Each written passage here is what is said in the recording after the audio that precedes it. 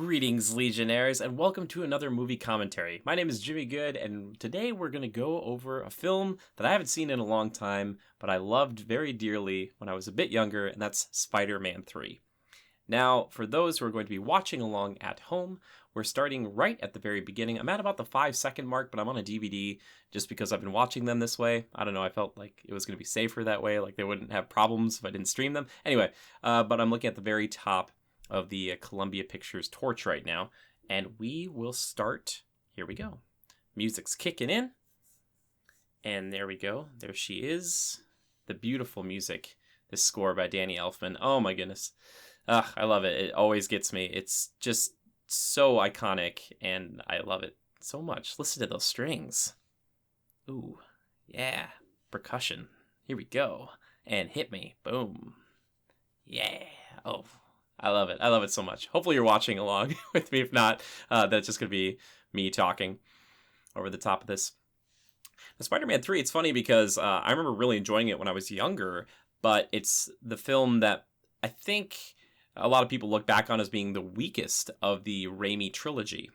Now, I'm going to kind of talk about maybe some of the reasons why that is here, along with what their future plans were going to be. Once again, opening with this kind of cool, before credits, movie stinger thing. It's fun. It's kind of a nice way to catch people up just in case they didn't see Spider-Man's 1 and 2. Most people, I think, did, but, if you're like me and you haven't watched the other ones for a while, I'm just kidding. I have it all memorized. And this one came out in 2007, I believe. Could be wrong on that. Do a little quick check here as the Venom music starts to play.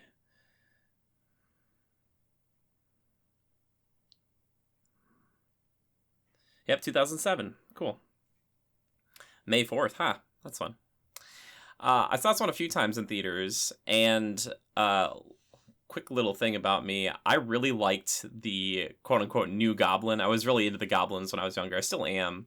And I think I ended up getting, multiple t-shirts from my, graduating class. Tons of people were selling t-shirts, and we were, superhero seniors, and so I had Ghost Rider as one of them, and then I switched it to, New Goblin, so I might have, 2 t-shirts. New Goblin is a stupid name, by the way, admittedly. But I liked the idea of an anti-hero, and I still do. Now, we're going to get into Venom. Don't you worry about it. But the focus of this movie, much more on Sandman, where I believe Sam Raimi, that's kind of his love and his intention lies for this film, and kind of finishing up the whole arc with Harry, which is really important. Now, out of the villains we get from all of these movies, I think Green Goblin is probably still my favorite. I think he's very compelling and interesting. Doc Ock is also just wonderful. Alfred Molina does a killer job. There's something about Willem Dafoe. He does such a good job of portraying both Norman Osborn and Green Goblin. Man, he's great. And if you guys remember, at the end of Spider-Man 2, we kind of talked about this, kind of ends on a scary kind of not great note. That minor tone when they stare at Mary Jane. But here we go.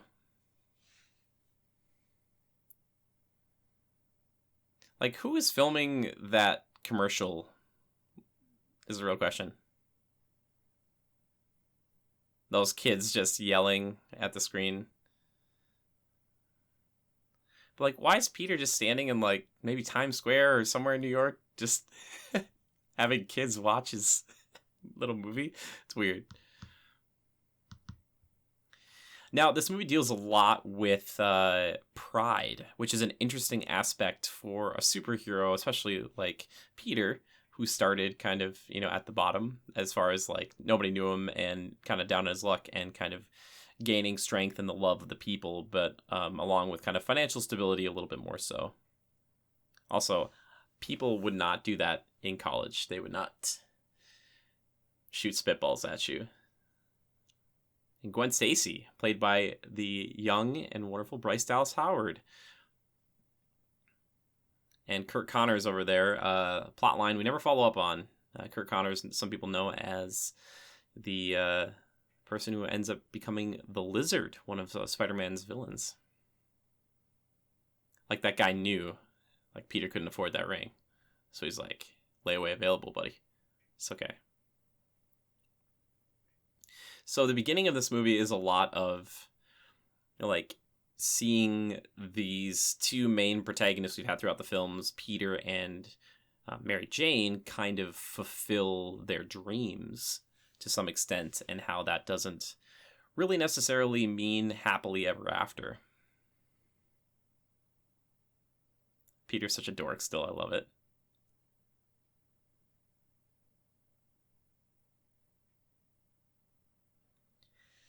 This whole sequence I actually enjoy a lot because I think they kind of it's captivating. It captures this moment with Kirsten Dunst where it's like old-timey kind of Broadway and just laughing at Peter, I can't help it.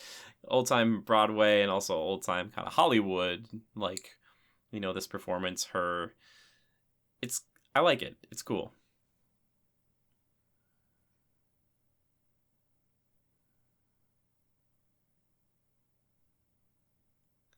Yeah. And you can tell there's this kind of like feeling between Peter here and Mary Jane that like Peter's listened to this so many times, like her practicing it, and that's why he knows all the pieces of it. And he's not missing the performance. It's opening night, and he is not absent like he was in Spider-Man 2. Just something that's just dawning on me now.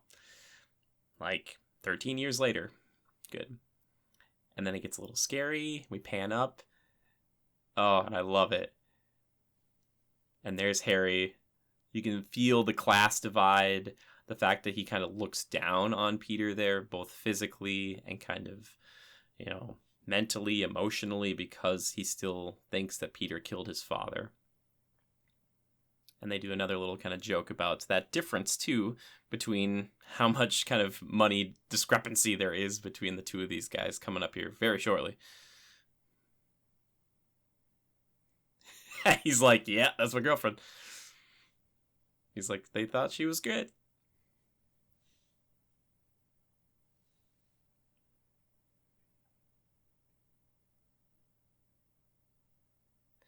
Just like one sentence, Peter. He killed himself. He could have said that in the last one instead of, you know, there's bigger things going on right now here between you and me than you and me. I don't know. That's just weird.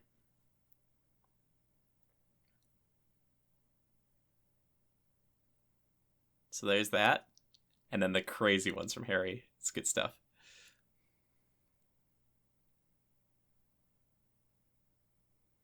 I still think Tobey Maguire plays a great Peter Parker.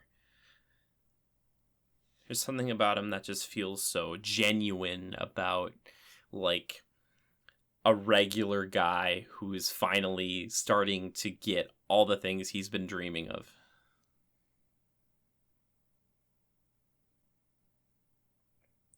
Here's a little hint. We got Green Goblin, potentially the Hobgoblin mask, and then the New Age one for the New Goblin.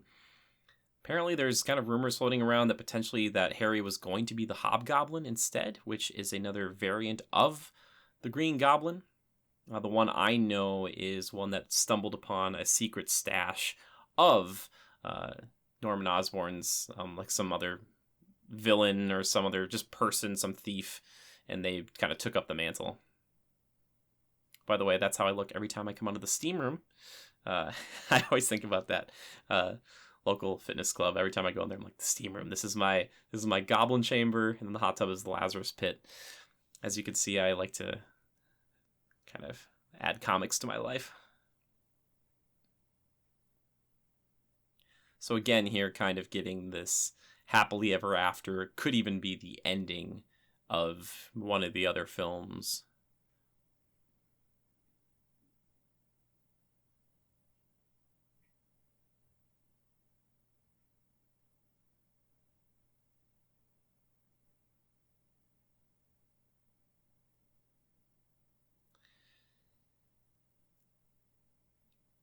I think some of the writing for Mary Jane gets a little much in this movie. I've always kind of jokingly said she's one of Peter's main antagonists. Not there so much, but later on they kind of fight for more and more, and he kind of is an antagonist for her. It's a weird relationship. Like, you want to see it work out because it's obviously evolved so much throughout these past three films.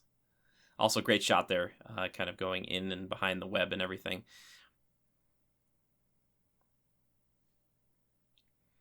Also, was reading something about this. We get the meteorite here with the symbiote.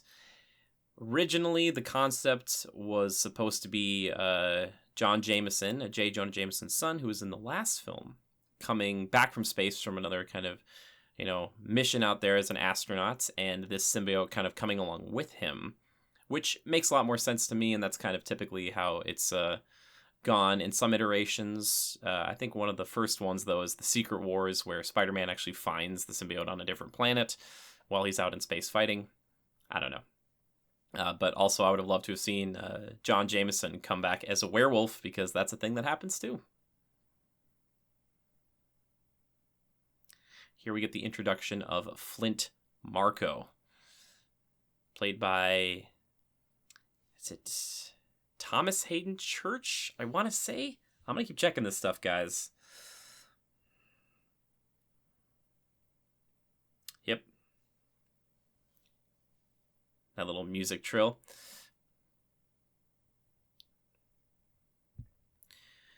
So one thing that these films do really well with the primary villains, they do a good job of establishing their humanity. With, Norman, you get the fact that he loves his son, but he cares more about, he starts caring more about Peter, and he's also kind of getting kicked out of his company. So there's this kind of like, power imbalance in his life, and you start to feel bad for the guy. Otto obviously loses his wife because he is too proud during his experiment to kind of make anybody follow any safety procedures, which is kind of weird.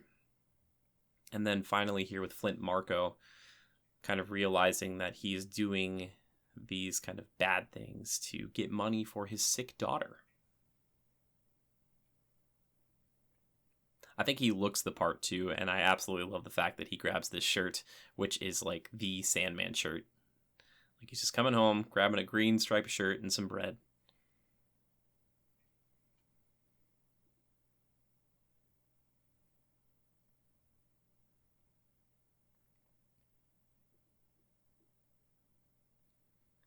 And it's not a lot. They kind of give him this sequence here with his ex, presumably. And here kind of sowing the seeds for the retcon somewhat of how Uncle Ben died. But I like it. I don't think it's bad. We'll get to it.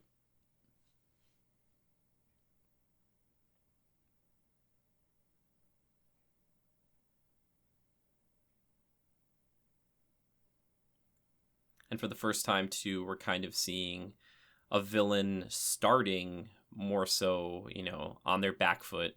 He's a convict, accused of murder, doesn't have a lot of money. With Norman and Otto a bit too, there's, they're not poor, they're pretty well off, and bad things kind of happen to them to kind of thrust them into a life of villainy. Here, we have a father who cares about his daughter, and he's willing to do whatever he can to take care of her.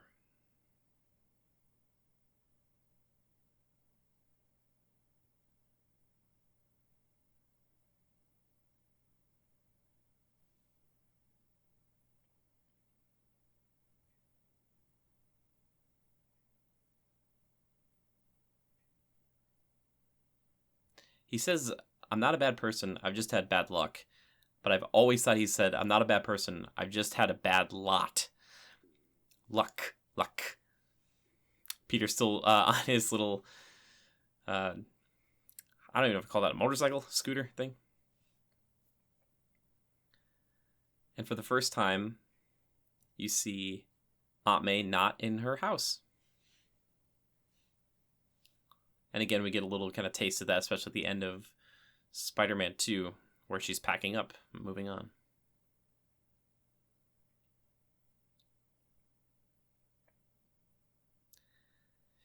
Now, some people I think I've heard complain about the sequence where she kind of talks about this kind of backstory between Aunt May, Uncle Ben, all this stuff, talking about the proposal and all this stuff. For me, I think it's endearing. I've kind of spent my life around many senior citizens, so I'm used to kind of these long, drawn out stories. So for me, I think it makes me empathize with Peter a lot. Like, I feel a lot like Peter in this moment where I'm just sitting there. I'm just like, yep, kind of getting this wisdom passed down and hearing the story and all of that.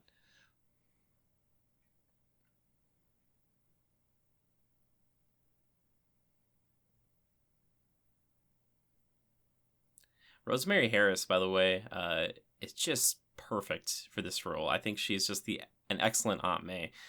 Not that Sally Field or why can't I remember her name? Man, so glad I have my phone here tonight. I'm blanking on all these names. What's her name?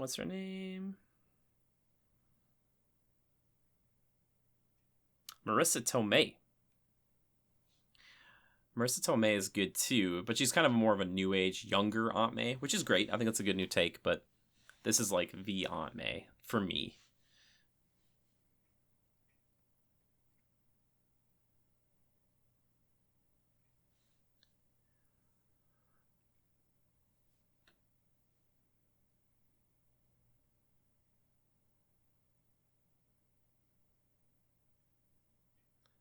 And it's great because now she knows and she kind of accepts what has happened, which is great because it shows an evolution in her character.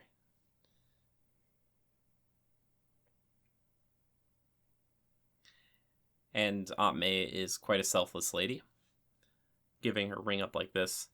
And I think it's important to have that story beforehand because it places that importance not only on the ring itself, but what Peter is attempting to do. He has to put Mary Jane first, which also makes for I think, one of the most entertaining fight scenes we get in the whole trilogy, probably.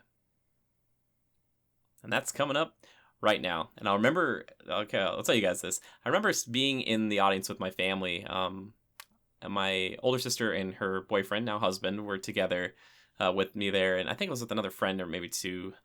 And this fight scene came up. And it was like, whoa, it was so intense. And it's so cool, like, right away. And there's a shot coming up here. Oh, I love that yell, by the way. But, like, right here, this is so cool. Like, that shot of him swinging around, shooting the web, like, balls at Harry is so cool. And my sister kind of leaned forward and was like, whoa, this is sick. Like, this is cool.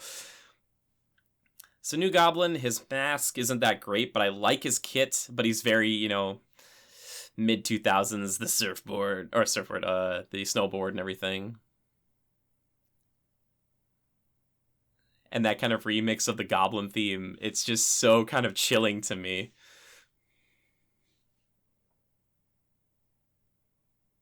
He's just coming to kill him.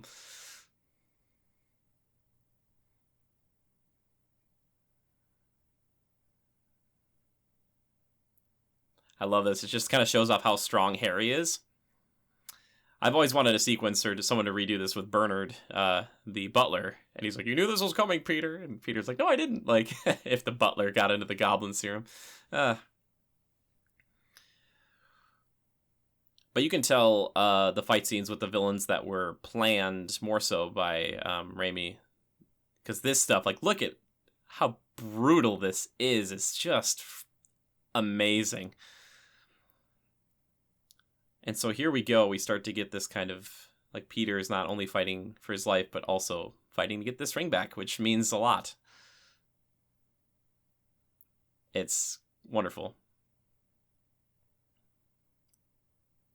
I forget about this a lot, too, but with Peter's kit, Spider-Man's kit, he's quite a scary fighter, like, especially up close, obviously, but I like seeing Harry kind of grab his snowboard back. Obviously, the CG is a little dated in some moments here, because how else are they going to do this?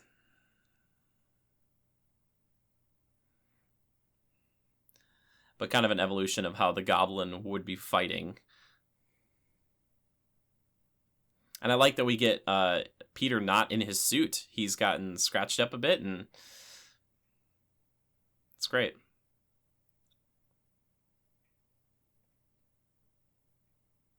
See another kind of cool thing that this glider could do that the original glider definitely could not do.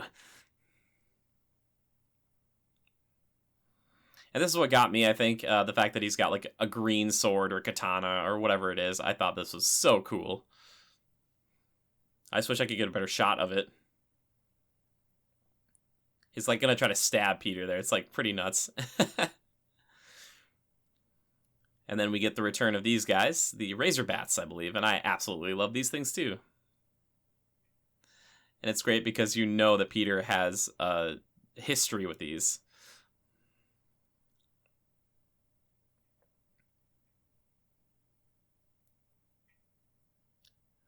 Yeah, there's a lot of just wonderful camera work. I think I've learned to appreciate it more when I've gotten older here, and I've heard other people talk about it. It's just so cool.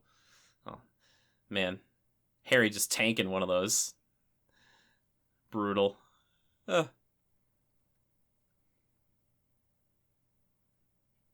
Peter just flying backwards there. And see, this is what I'm talking about. The ingenuity of Peter, like, is so great. Such a funny way to end this fight, too, but it is, like, pretty rough. Like, that's just clotheslined. It's a little far, but good on Peter for, just kind of ending that fight.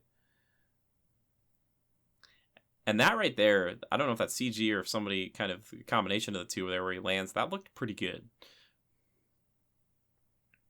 Oh, by the way, I've been watching these all on DVD, and this is the first one that actually has the full widescreen, so kind of appreciate that.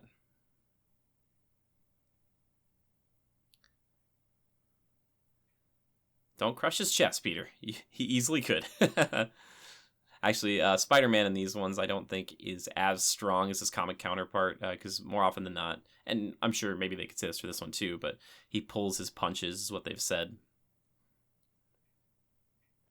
I like that, though, too. They just show him kind of picking him up really quickly and then putting him back down, and he's in the hospital. He's like, my friend and I were in an alley, and he got hurt.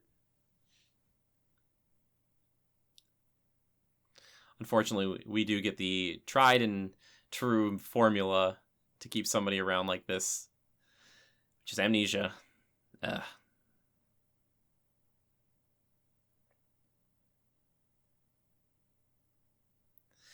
So they kind of move forward on this. I have no idea how Flint got out here, but he did. In the marshlands of New York, which maybe there are. Just let the dogs go, guys. They would catch him. See, there you go. I don't really like that dog violence there, Flint. I'll be honest with you, bud. Just climbed up and over that barbed wire like nothing. Also, the scientists in these films, as a former scientist myself, are hilariously unsafe. Specifically more so in the last movie, but this movie too. Otto Octavius' kind of laboratory is just like all the press shows up and nobody has to even wear goggles. But here we get another test that's happening, I guess, that night. And these guys are like, whatever. It's probably a bird. It'll just fly away. Yeah, sure. I'm sure that'll happen.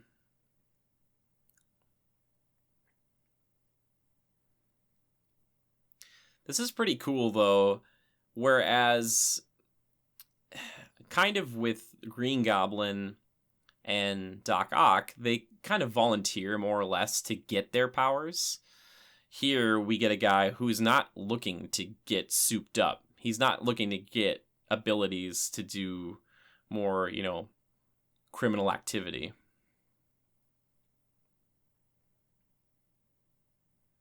This whole sequence gets pretty crazy.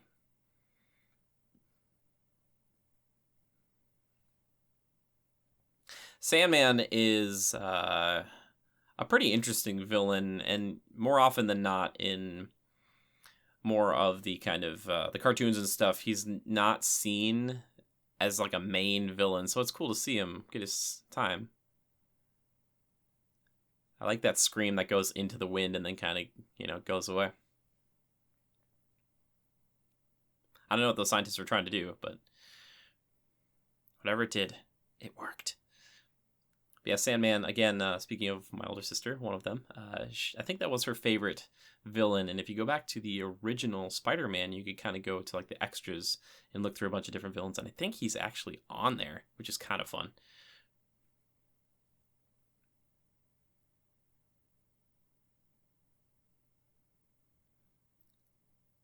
Yay for Amnesia, because if not, he'd probably rip that hospital apart trying to kill Peter.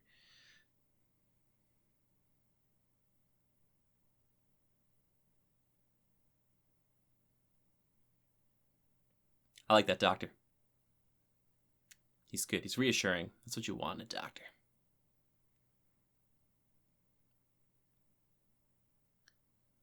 And I give it to James Franco. Kind of the beginning of this is playing against type a little bit more for him. Kind of being angry and sullen, and now he gets to go back to just happy-go-lucky. I like that Peter is still kind of hanging out in the doorway, not really sure what to do.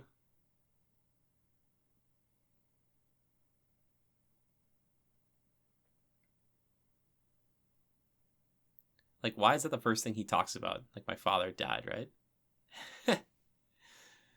He's like high school Harry. Like, he deleted at least a couple of months, if not more.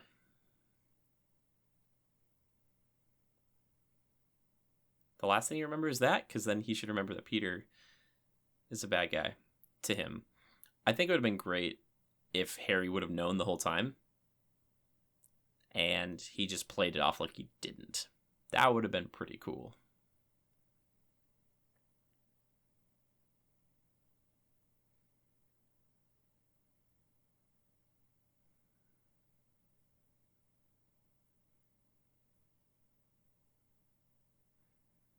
And it's great how they use that little line right there. Yeah, great. Way later, so watch for that. He's like, haha, that's kind of weird, because he probably told Mary Jane what happened.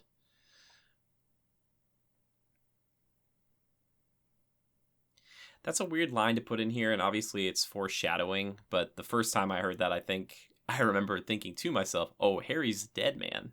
Because if you ever say, I would die for my friends, or I would give my life for them, in this type of movie, yeah.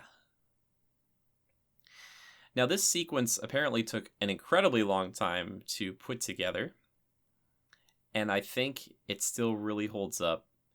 It carries with it a lot of emotion, a lot of technicality, and is such a fun way of kind of showing off this unique power. Kind of wish we had more villains that did something kind of like this.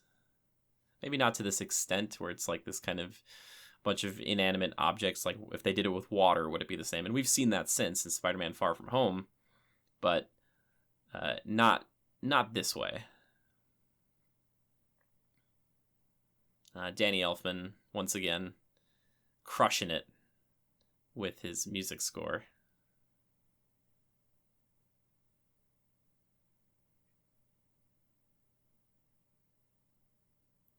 Again, the scientists would probably be monitoring this, but apparently not.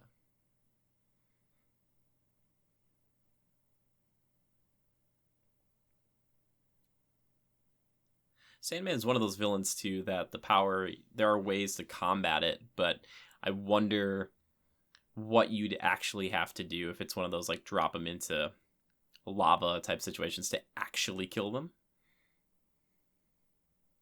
Because, if you're not really dealing with organs anymore, and he can be frozen or, turn to mud and come back and all this stuff, it's like,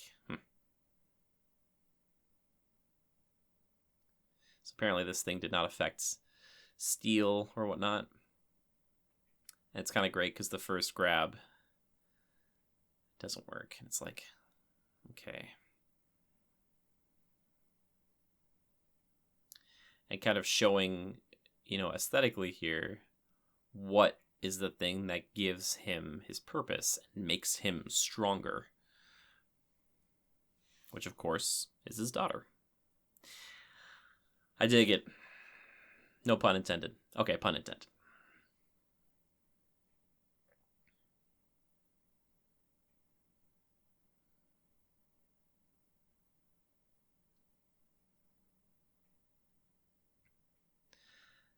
Kind of a little Frankenstein-esque walking here. A little Darth Vader action from Revenge of the Sith, if you will. Yeah, this sequence is still pretty great.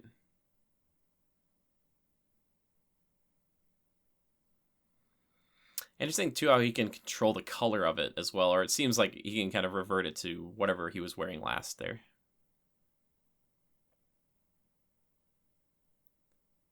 Oh, Peter.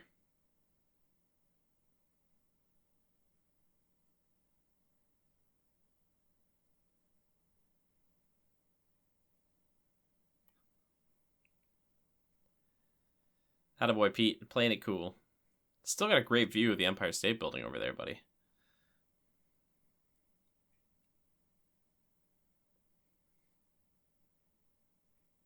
It's only one review. Right?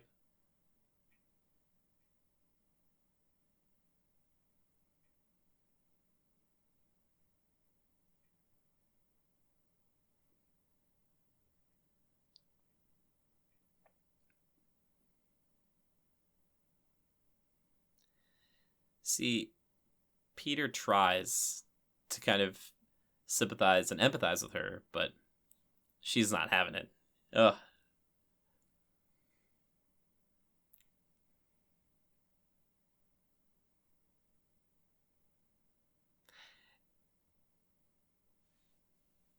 Yeah, it's kind of hard to watch a little bit, but for the first time we actually have Peter in a relationship with MJ. Yeah.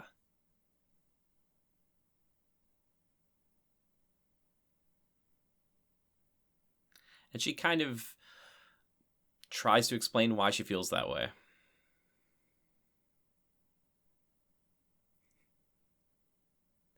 Yeah.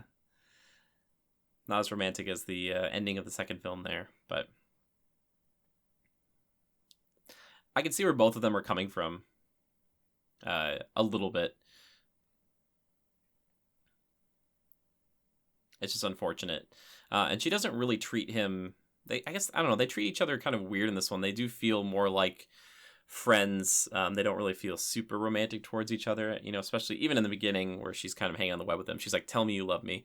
It's like, it's kind of a weird phrase. There's some weird phrases in this movie, but maybe telling. Now, this sequence gets pretty nuts, and I appreciate it. Because it's legitimately terrifying and something that Spider-Man is well equipped to deal with, but still scary.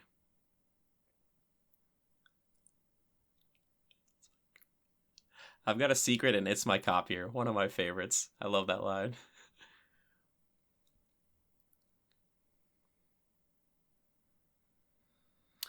Now, apparently, Bryce Dallas Howard here, she found out later on, was apparently pregnant during these stunts, and she did most of them. So, but she didn't know at the time.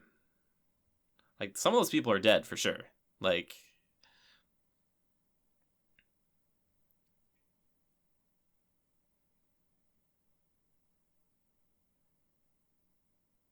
what's ironic too? She's in this movie, and so is he, her dad, and they're both in Jurassic World: Fallen Kingdom. Not that they have too much screen time together, if memory serves, in either film, but this right here is straight up terror. Like, how scary. Oh, thank goodness, recorded phones. Now, apparently she was actually hit with a desk in this at some point. I don't know, like in real life. Ugh. And here we go, Eddie Brock.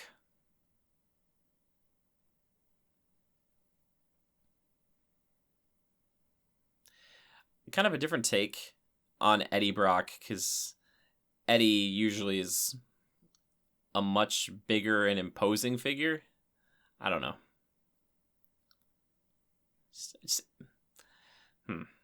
Not that Topher Grace plays it poorly. It's just not what I would have expected. It's all right. And again, we'll talk about Venom. Oh my gosh. Like, this is legitimately scary. Like, what would you do? Like, you're watching this, like, ugh. And here's Spidey. Good thing that conversation with Mary Jane didn't last like another 20 seconds. Otherwise, she'd be dead. Gwen would be dead. Like, the music cuts. And here we go. Physics time, ladies and gentlemen. I love this sequence. Like, he goes through that, the crane, like the heartbeats and stuff. And he's just chill. Oh, beautiful. And he catches her right through it all. Oh my gosh. And she's like in shock. And he probably swang once more there. He didn't just land immediately, but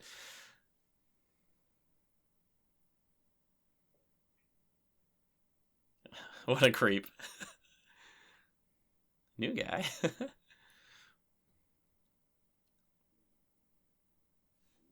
It's like, oh, come on, Eddie. You're killing me, bro. Stop it.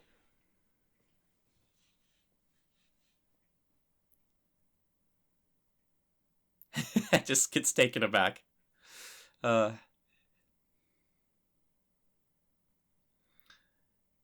I respect Topher Grace for, getting out from doing that 70s show and doing this. Yeah, it's a pretty big departure. Kudos to you, man. Here we go. A little bit of that bugle stuff. And there's the Doc Ock thing behind him. It's wonderful.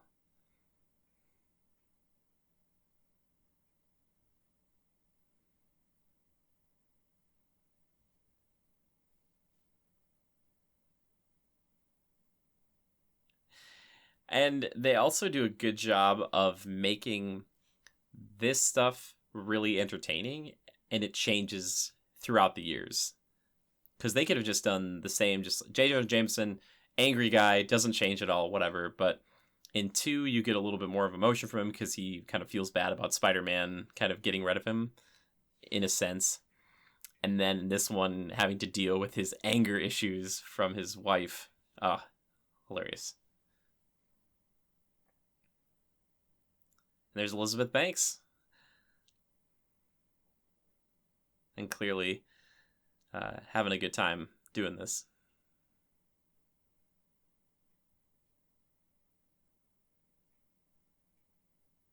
Like, I don't know what that thing is. Like, it's like a noise, but it also like shakes the desk. It's wonderful. Oh, Betty.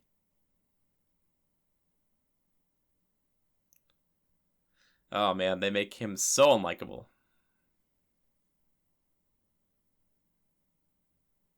Nice and easy. What a creep. I feel like the Bugle's also changing how it looks too all the time. Like, his office has way more windows and stuff. It's interesting. It's Spider-Man, Green Goblin terrorized Bugle, and one of the headlines like from the past. Oh, so good.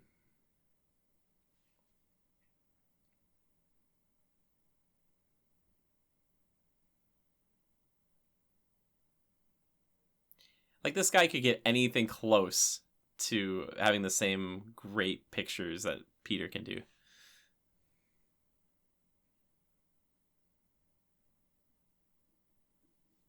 A flagpole? He doesn't buy it.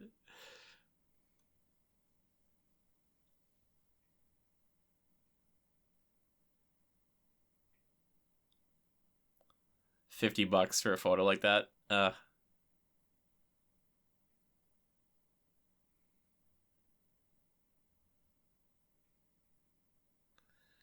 What a creep. He's like kind of like a dark version of Peter right away, and you find out later on that he and Gwen aren't really serious. Ugh.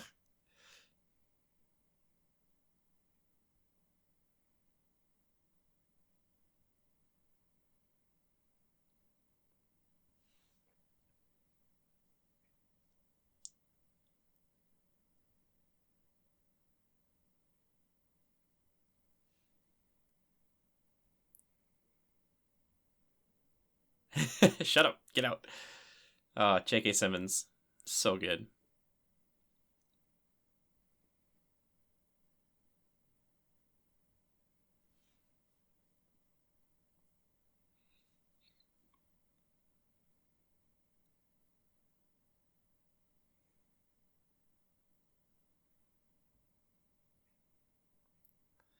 And now a bittersweet moment for people here in 2020 when I'm recording this.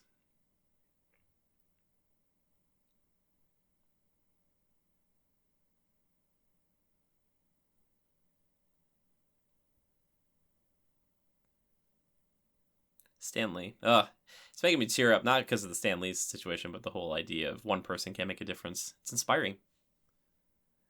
Bernard. I love Bernard. And there are some excellent outtakes with Bernard for people if you want to check it out. He doesn't have a lot of lines, but makes an impact. I love it.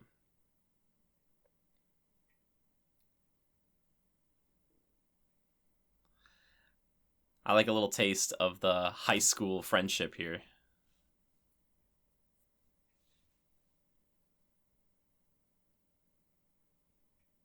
Not that I know of, sir. And I like that we get to see Peter in the lair of the Green Goblin, basically, and he's not being attacked. It's like the one time you get this. And Harry's like, I'm rich, man. I'm just looking for a girlfriend. And then it's just like all the memories come back. It's so great.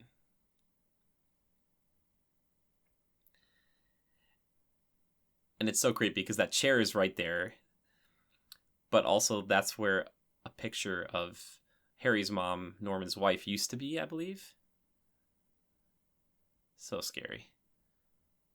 Oh, I love this moment. Catches it and catches that, and it's like, whoa.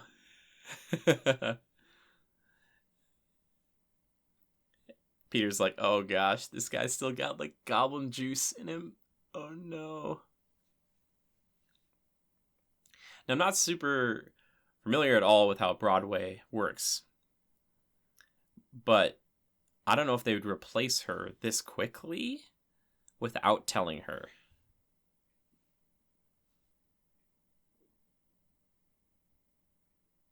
I don't know. She's good though.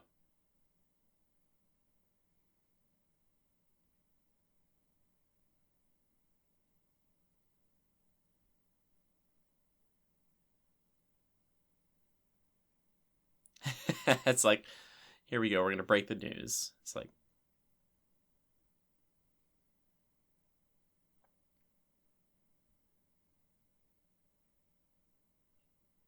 all the papers, and this is what got her kicked out. I don't know. I'm sure it's not unprecedented.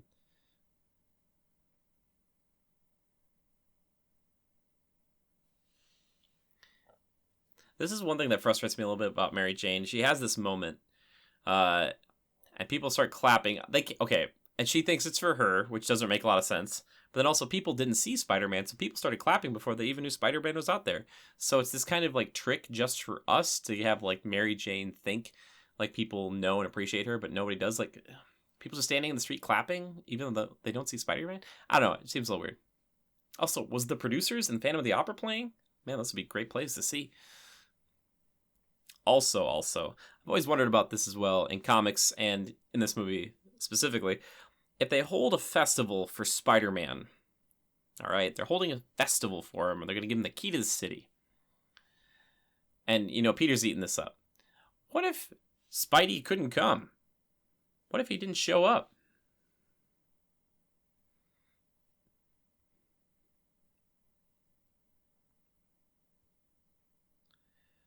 Also, I feel like that camera noise is fake.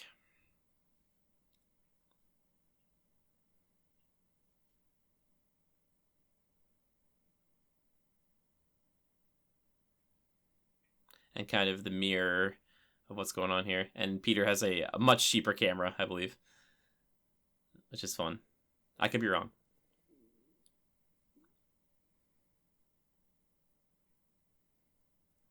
But how does everybody else know that? I'm just saying, like, okay, Mary Jane knows, but later on the person presenting him knows it. I don't know.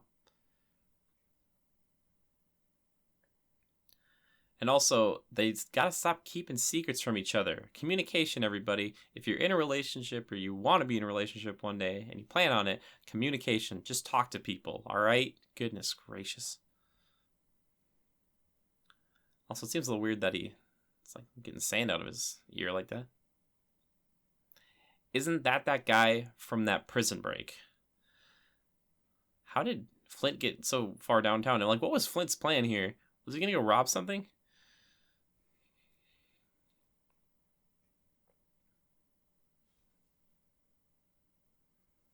Trying to invoke a little bit of the horror, not completely, but Sam Raimi obviously has a history of it. See it a little bit more so in the past two films than in this one.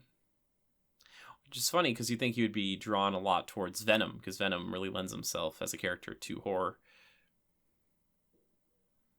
I don't know why there's a truck full of sand. Also, I don't know how he untied all those other parts of the tarp, but it is indeed a tarp. I mean, a trap.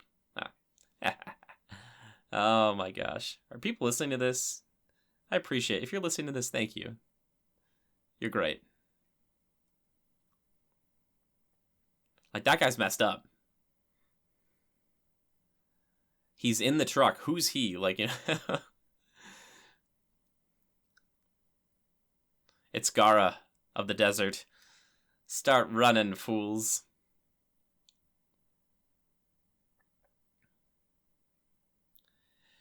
If it was a sand creature like that, I don't know if I would open fire on it, personally.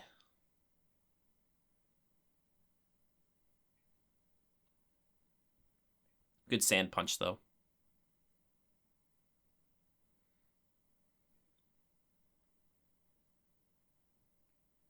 And he can fly. It's pretty impressive. Look at those kids in the front right. They're just stoked to be there.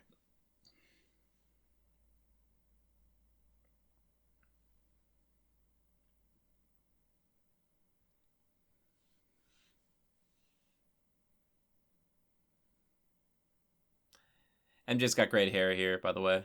Looks good. And Harry's hair is good, too.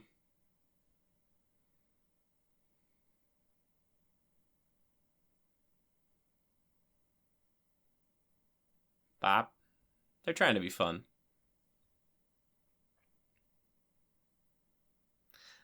There's this kind of understood history, too, between her and Harry and Peter, just that they've known each other for a long time, and you do feel that.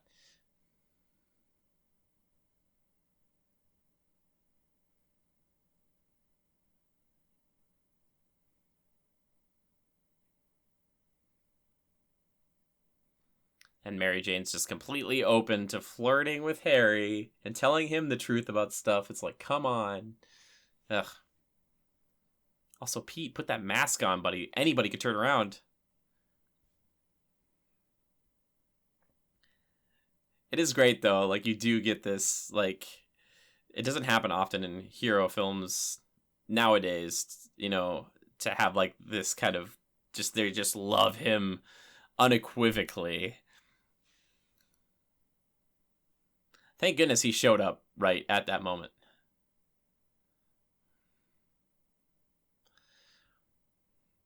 He says Shazam here. Pretty great. I don't know if that's like a kind of a DC nod, Or he used to say it back in the comics.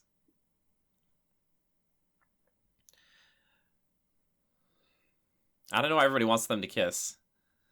And also, Peter, what are you thinking? You're crazy. That kid knows. She could just take that mask right off. Mary Jane's like, I'm gonna kill him. And obviously Pete is kind of drunk with power right now. He was not popular in high school and stuff, and there's probably part of him that's kind of really just drinking this all in, but it's too much. Again, kind of weird that Sandman just is flying through the town now. Big sandy cloud. I don't understand how it works either. Just doing it. He's like, I've decided to steal from these guys in the middle of New York City.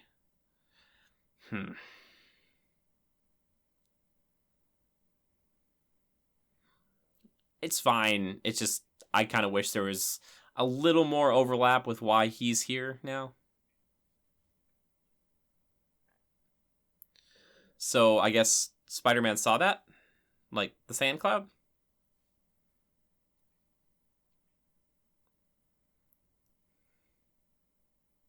That poor guy. It's a lot of sand. I think I've ever seen some behind-the-scenes stuff where there is a lot of sand.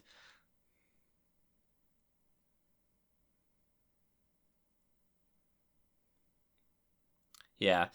The way he swings and, like, you saw him kind of fly with his feet first over that. That was so cool. They always change it up. A lot of details.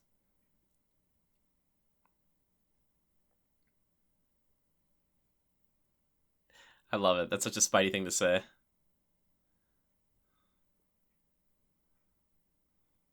Boom. Spidey doing a little surf in here. It's great.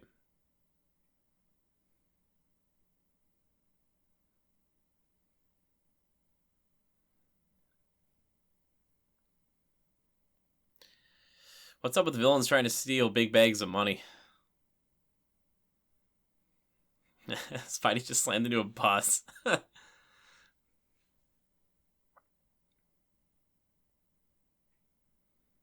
I love this. He goes to save these guys. Ugh.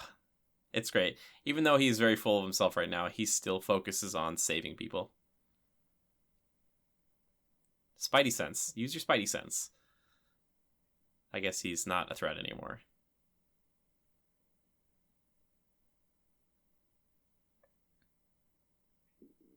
Like, Spidey, if you look to your left... Nah, whatever, it's fine. I like these little moments, too, that kind of show a more realistic side to Spider-Man. It's just kind of like, oh man, I keep dealing with all these weirdos. Just so much sand.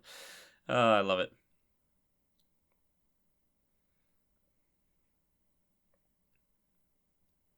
Pete going into this feeling really confident after kissing another woman, I might add. Probably not a super strong showing there, Pete, but what can I say? Spidey scores. It's like, you're killing me. And they should show Eddie being angry about that too. That would be another reason for him to hate Spider-Man. Like, come on. That'd be like the first reason to hate him. And the wonderful, the excellent, the fantastic Mr. Bruce Campbell, who has been in all of these films. The maitre d' here, we see him as the kind of security / ticket attendant at the stage play in the last film. And in the first movie, he's kind of the master of ceremonies who names Spider-Man at the wrestling event. Now, apparently for Spider-Man 4, the beginning of that film was going to show an overweight Mysterio being brought in to prison or into the actual police station by Spider-Man, and it was going to be this gentleman here. So he's been following Spider-Man's career for many years. An interesting idea.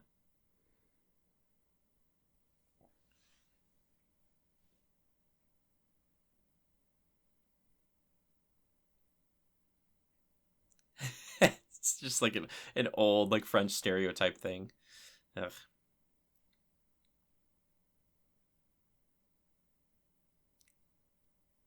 It's nice to see them working together for once, though. Their favorite. So good.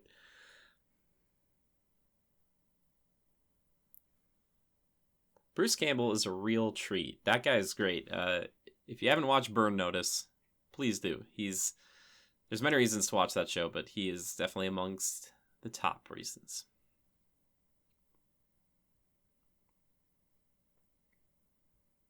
So this is kind of a weird scenario. I don't know if this is the exact same night as this festival, but not only that, I will see that somebody else just randomly shows up here. It seems a little odd. Peter kind of counting his chickens before they've already hatched.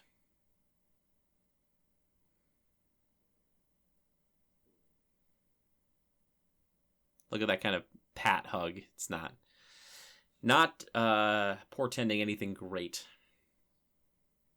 Is this place in your budget? Such a mean thing to say right away, even if it's serious.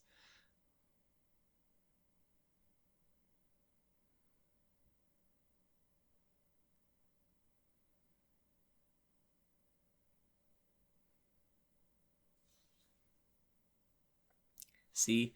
Lack of communication kills me.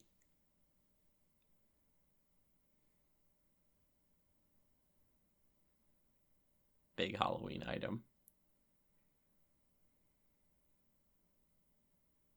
Oh, that was yesterday. My bad. But still.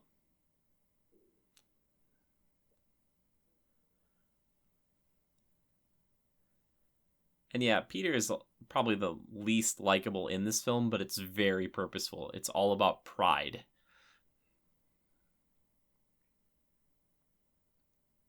And this kind of running gag is wonderful. I just don't think that you'd run into Gwen Stacy like this. Which I kind of wish if we got Gwen Stacy, she was kind of the more nerdy Gwen. Because, like, obviously you see her introductions in that college classroom.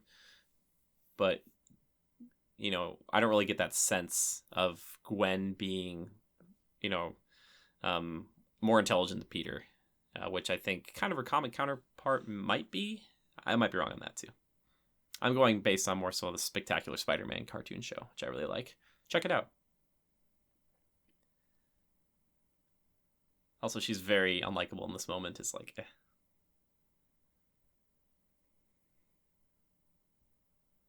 Like, Peter now would be like the time to just call it off in your mind. Just like, it's not going to work. And he's like, I'm ready to go. Just made her just watch it. I'm like a hawk. It's so good.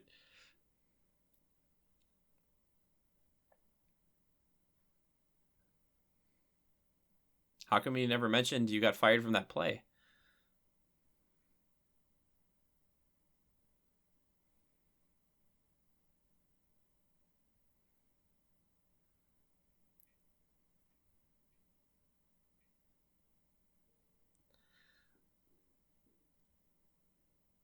It's like, okay, neither will I.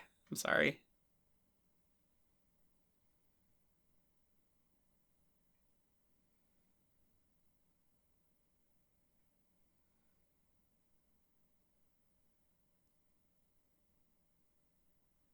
Poor Pete. Like, he did make a fool of himself, though. I don't know. It's...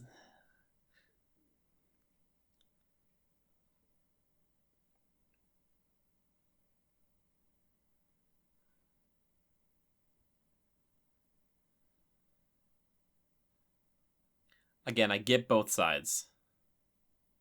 Like, I think she's justified in her anger. But also, he's just not used to all this attention.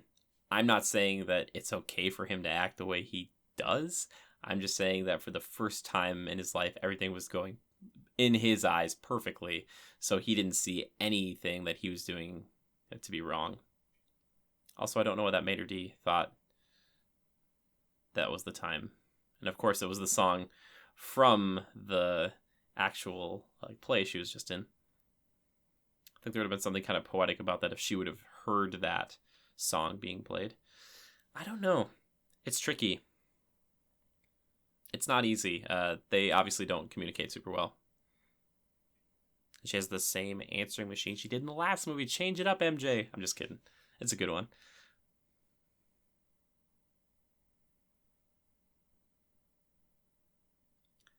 Now remember, this is 2007, everybody. Smartphones and stuff, not a big deal yet. Obviously.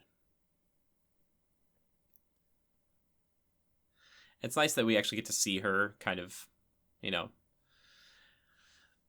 unsure about what to do there, as opposed to her just kind of completely giving him the silent treatment.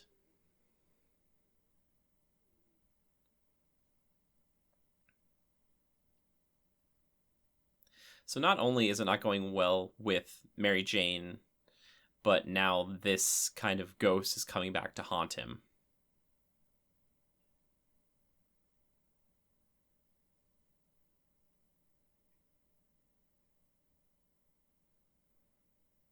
This is great. I love this.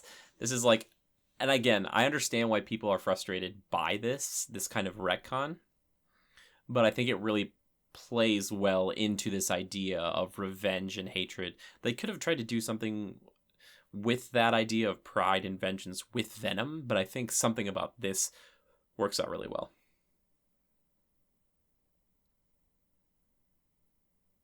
Uncle Ben. Last time this actor actually was ever in anything, if my research is correct. Ugh. And just Peter picturing the whole thing.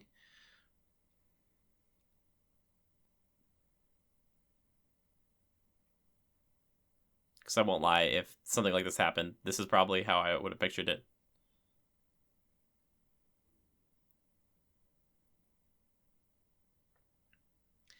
Kind of a nice little add-on to the first film then, because when you go back and watch that one, this scenario could have happened. And of course, Peter thinks of him as being just like a killer. Like, there's no reason. He stole this car from this old man and he just wanted to kill him. He didn't want the money. But of course, that's not exactly how it went down.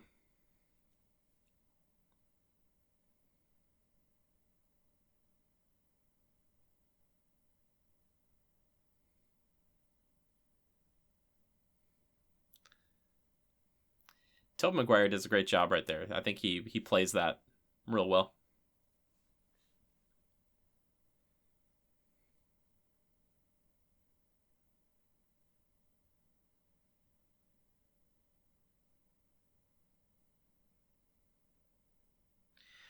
And I like, too, that we get a little hint back towards that kind of vengeance-seeking Peter and Spider-Man that we did get in Spider-Man 1. That part is still in him when it comes to Uncle Ben.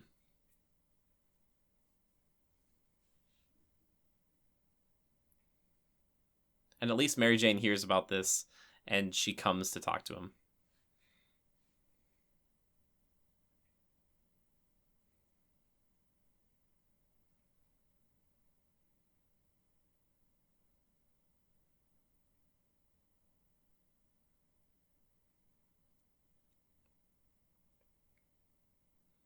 I like that they've talked about that in the past, though. It shows that there's conversations we are not familiar with necessarily on screen. Gives their relationship more depth.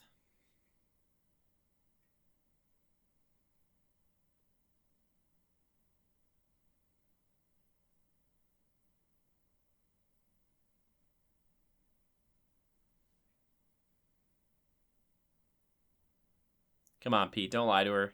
Communicate. Open up.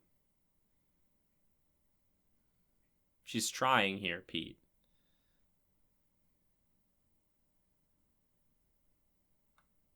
Now that's a good line because she's obviously referring to being there emotionally for him, but as we see in the finale of this film, Spidey also does need help. So that is some good foreshadowing right there.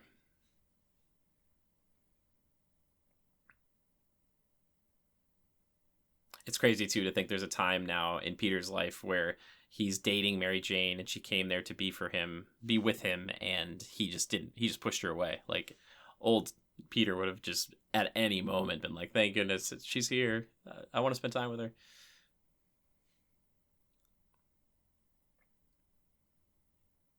For anybody watching this who might be a little bit younger too, he has that device right there is an old kind of police scanner. You can kind of listen in and hear what was going on.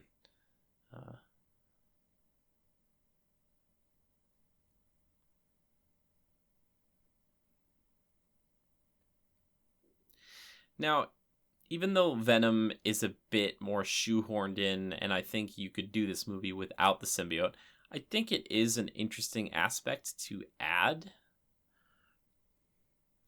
I think the kind of the consensus too is that it was more Sony wanted Venom in here really badly. They've been trying to make Venom happen for a long time. Very popular character. Easily in the top 3, I think. Most well-known Spider-Man villains for sure.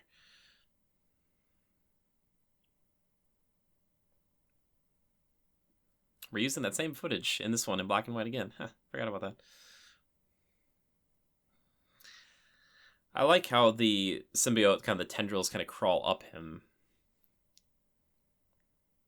And they kind of finally make the eye there. It's very cool.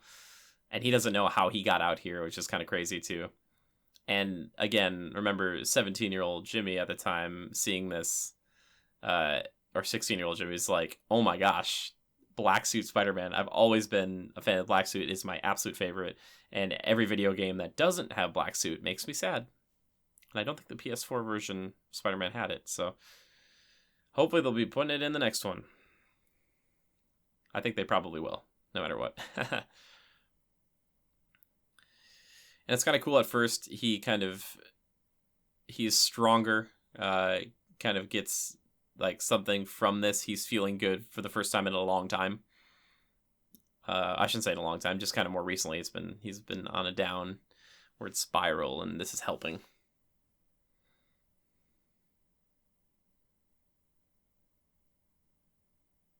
But also, it would be really weird.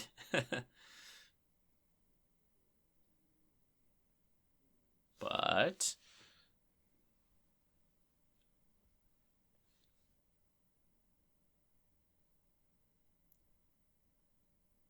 yeah, I think Connors would be like, oh, we need to talk to the CDC.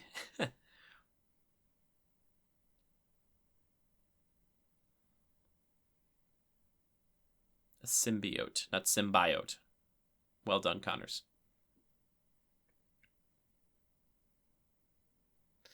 You know what I like too about Connors is that he even admits that he's not a biologist, but someone of his scientific acumen would probably be able to give you that much information.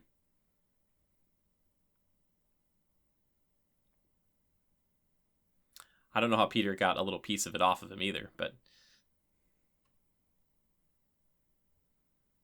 I think there's a lot of time in this movie that gets jumped over. It's okay. And of course, you're going to use your crazy new powerful vengeance suit to go get this guy.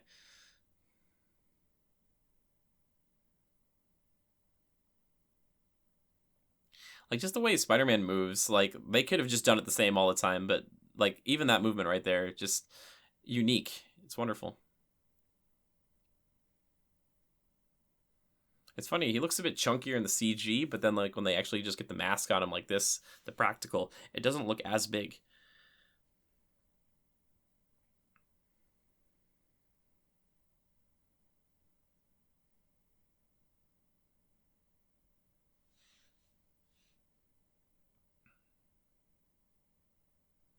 Like, how did he know he was going to be there? See a chump. Such an Eric Foreman moment right there. It's alright, Eddie's got a backup camera. And he's ready to take some pictures of a crime scene, which I'm sure the cops wouldn't take from him.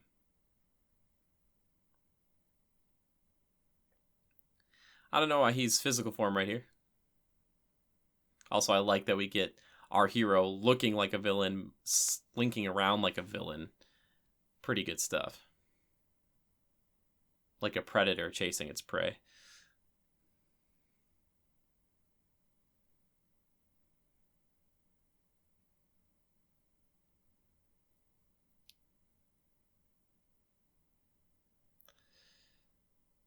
Now, apparently, one of these moments, Thomas Hayden Church actually punched a real brick wall and broke like 3 knuckles. It's crazy. Everything's so good. This fight gets brutal. I love it. You get these two guys who can really take a beating. It's wonderful. Ah, so good. I'm just going to keep saying wonderful, wonderful, wonderful, wonderful. But yeah, breaking 3 knuckles because he thought it was going to be a faux brick wall. Also, here's a little moment I think about a lot in my daily life. It's coming up here in a second, and I'll just show you. I call it my roll with the punches type of thing. Oh, I love this. Just burning his, just ripping his teeth off. Oh, so good. So, so Spidey gets hit pretty hard here. So he gets hit, once, the subway. Gets hit, comes back up, and wham! I think about that a lot in my life. Like, if you roll with the punches and come back, you can swing and hit harder, and he hits them really hard. Ugh. Yeah, dang. It's not a super long fight scene, but it is brutal. He's like, oh, my $50 bills.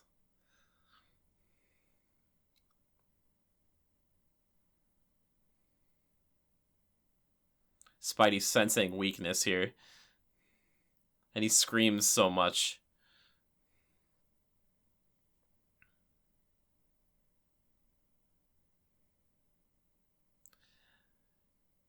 Kind of very comic booky right there. With the zoom ins and everything. Like, I feel like you can see the page that it would be in.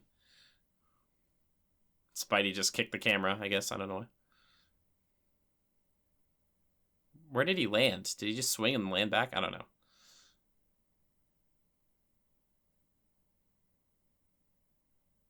Good riddance.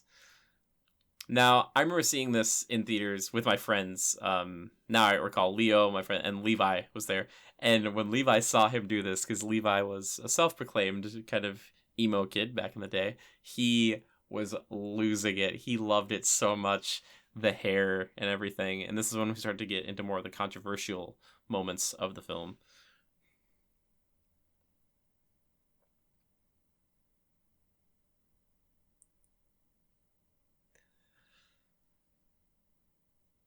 I like this moment too because not only are we getting like a different side of Peter, but it's kind of a follow through with the kind of this new relationship and dynamic he has from the second film.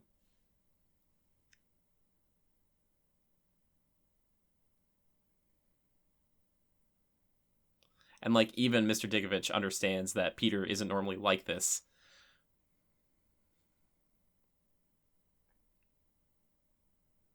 Peter's like, kind of changed my hair and stuff. I don't know why the whole hair thing, if this was like a joke. I don't understand. But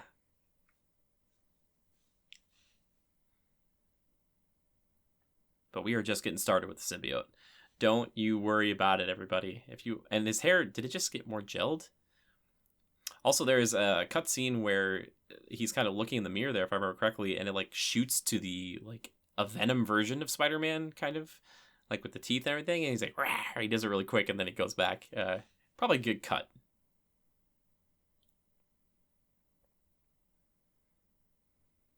And like he wants to go tell his aunt immediately. He's like, yep, he's dead. And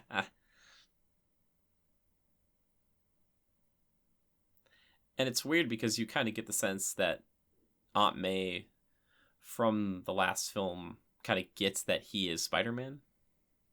But she doesn't say, like, Peter, what happened? Like, did you actually kill him?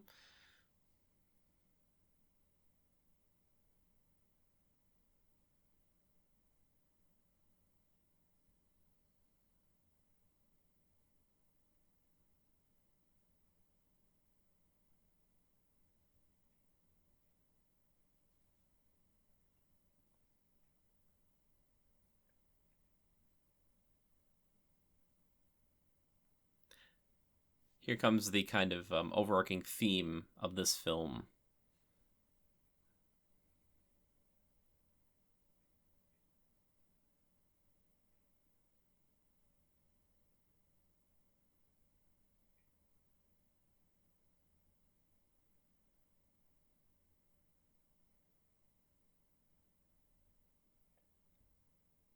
It's a good message. If we have great power comes great responsibility in the first one, the second one is kind of choosing who you get to be and maybe kind of doing the right thing and putting your own selfish needs ahead of yourself. You're kind of putting those to the side to do what's right. And then finally, in this one, kind of revenge is like a poison, it could take you over. I think it's a good message.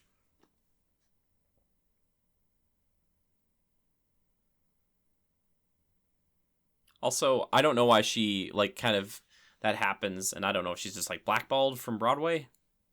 Like lots of other plays out there, MJ. Just she's like, I'm gonna be a waitress singer. And you could do that while you're still, I don't know, going out for auditions. After Amnesia, Harry's like, I'm a painter.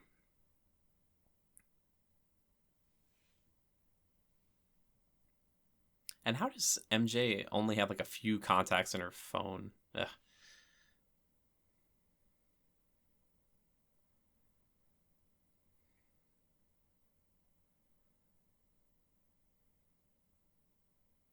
Kind of an unnecessary plot in this plot line.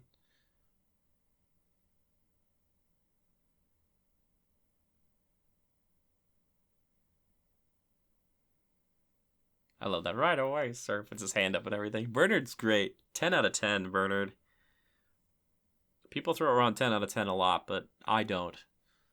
Bernard is probably a 10 out of 10. Perfection.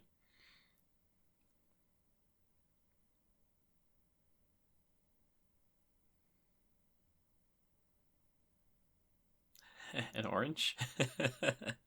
Like his little olive branch.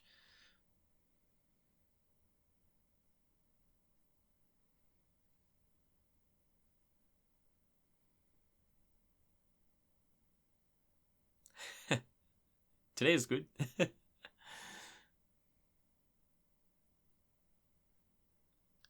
Here's some really good advice.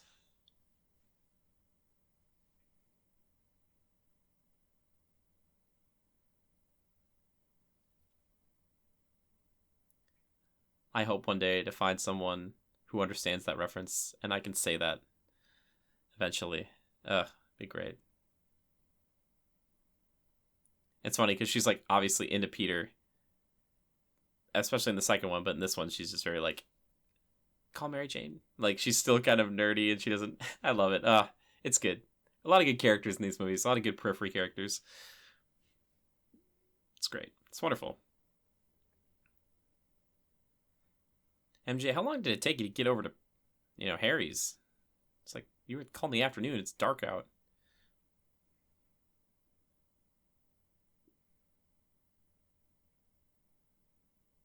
Here comes a weird sequence. So they do this kind of like, let's make omelets. And I think even when I was younger, I remember watching this thinking like, am I watching Spider-Man still? It's a good song. It's fun. But it almost feels like they're just adding this for no reason. Like,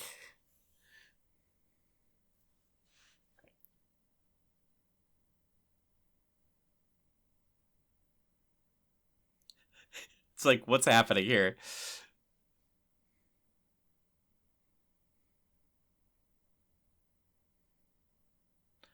Oh, the butter, it's burning. Is that how that works? I don't know.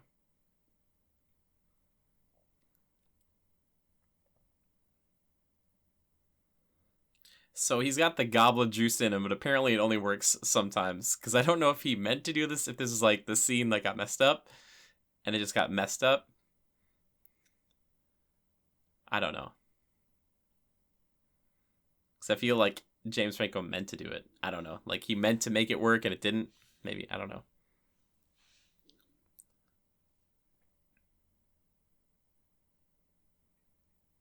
Harry, why did you hold on to this play, man?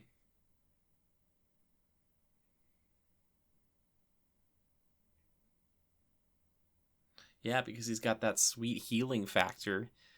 It's great.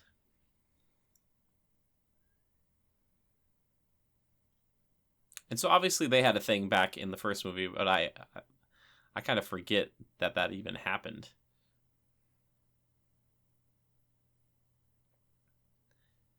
Come on. Like, ugh. It's like, it's unnecessary, but I guess it kind of spurs him to turn back to villainy somehow.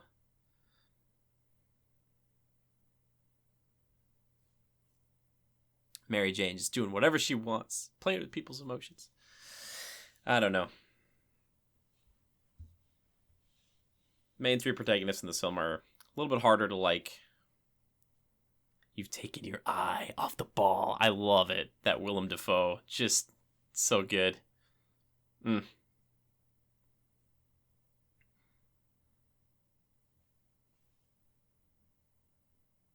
I don't know why Harry goes crazy too. Must be the serum.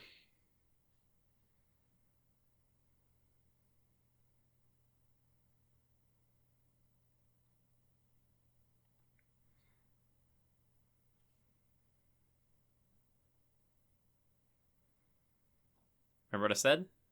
He's that little, yeah, like he's excited about his father being dead. Like Peter never said that to him there. He's just, his memories are getting all jumbled up. It's great. There he is, my boy.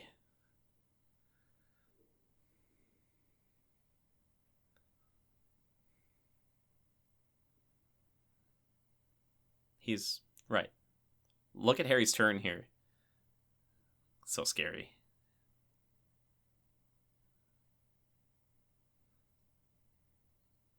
Yeah.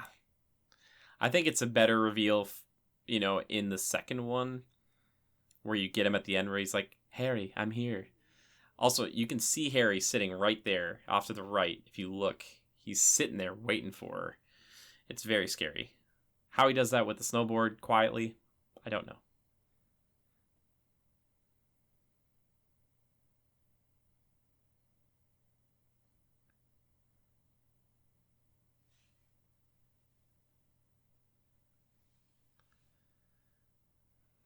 Ugh. She's like, wait, what? Like, did Peter tell her about him? Like, he should have, right?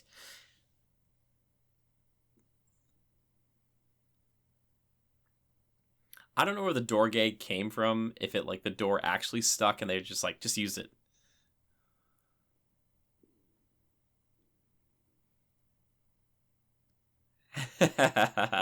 Ursula's pretty great. She's just so excited for him. If promises were crackers, my daughters would be fat. Oh my gosh. Good line from second one.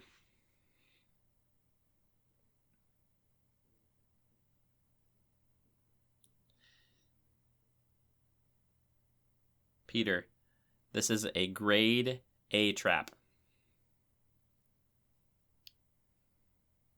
The weird thing is that, like, it seems kind of like Mary Jane is rather genuine about it, though, too. Their relationship isn't something I would write home about, because the fact that they don't communicate well, good goodness.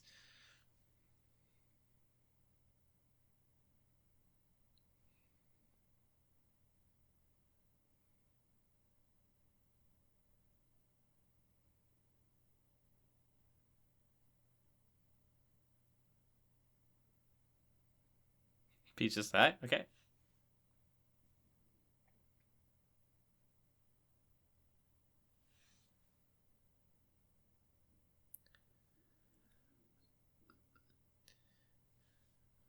I don't know if it's like part of her is serious about this, I think so. Also, I don't know why they keep shooting Tobey Maguire this way, if it's just the widescreen, my version. But, like, they keep cutting off his hair. It's kind of weird.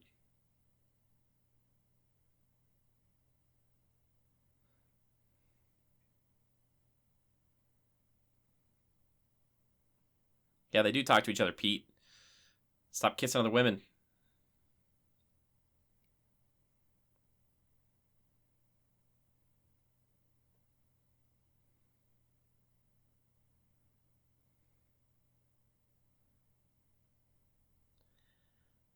So, Harry probably threatened her life, and maybe Aunt May.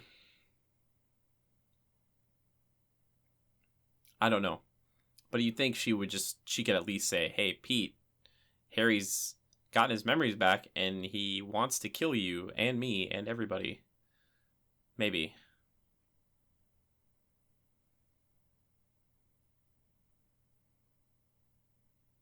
And now we get a hilarious sequence where Pi is just the best.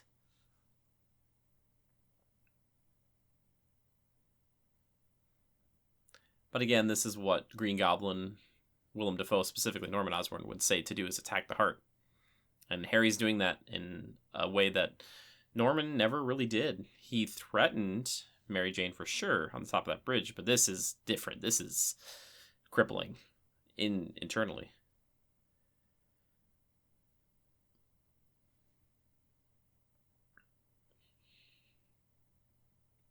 Well, it's just for now. Might get good tips.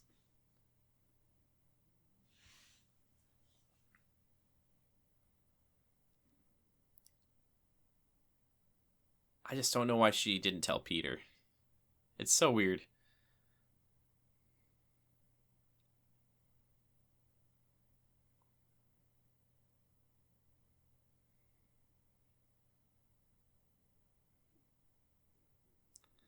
Ugh. This would be just the worst. Ugh. Look at him. Just, ugh.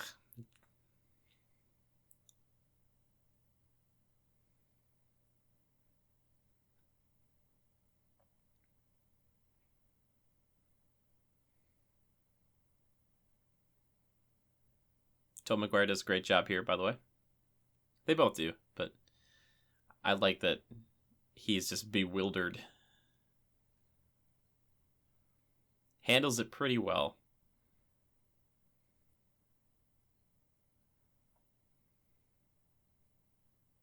How's the pie? So good. Now here's the real question. Peter turns to look at him. Harry's all like, haha, sucker. And now he's gone. And that guy looks, and all I'm thinking is, I think Harry's just on the ground, sneaking around like a creep. Because, he didn't, run out of there that fast. It's just one of those things I've thought about. I'm like, how did that end, Now we're coming up on one of my other favorite fight scenes in the whole, trilogy here, and we'll talk about kind of the escalation of it, but the kind of more intimate vibe. It's not as over the top until a little bit later on. I think it's great. The funny thing is, we see this in 2007, and we're living in a post Infinity War world, so the fights have definitely gotten much crazier since then. See, that makes sense to me, him sneaking in there like that.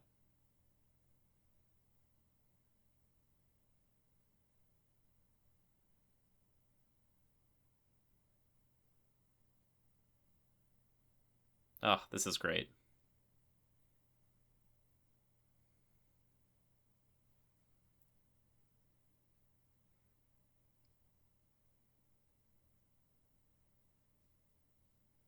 Ugh. It's just so rough. Strawberries. My friend Leo and I make this joke a lot, or used to. Strawberries. And then just, boom. Kind of a little bit of jazz beat. Stabbing him with the same letter opener, I believe, that he was planning on stabbing him with in Spider-Man 2. And then kind of showing that Peter isn't really prepared for all the little tricks that Harry's got going. I don't know, it's these harmonics or these, I don't know if they're sonic blades or what. Vibro blade kind of thing.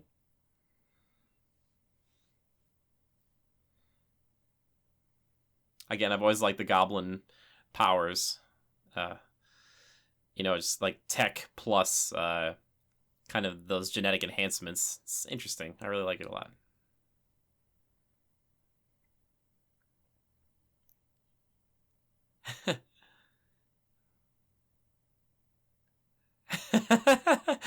What a perfect response to that. See, right here, it's kind of just a straight up punch up. But then we start to get things like this. Boom. It's uh-oh, it's starting to escalate a bit. And then somehow they meet, and now we are in the Goblin Lair, which is great.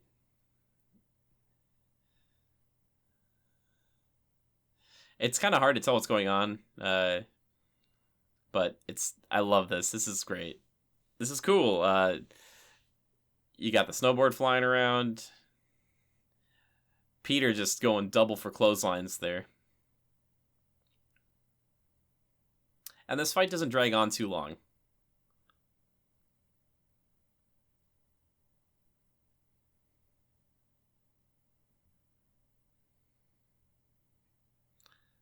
Peter trying to take a little bit of a move out of the Goblin playbook there. Go for the heart.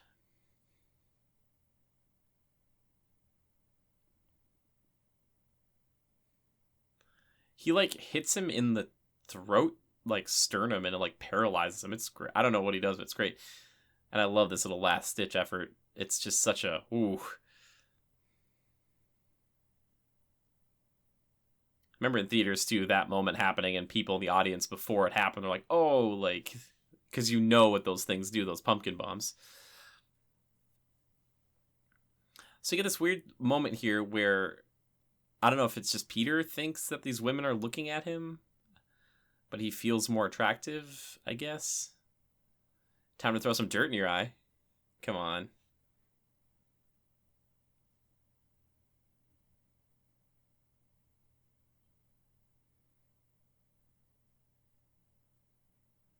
And it's not just because he's wearing black. I guess it's because they made him look like a robber or something.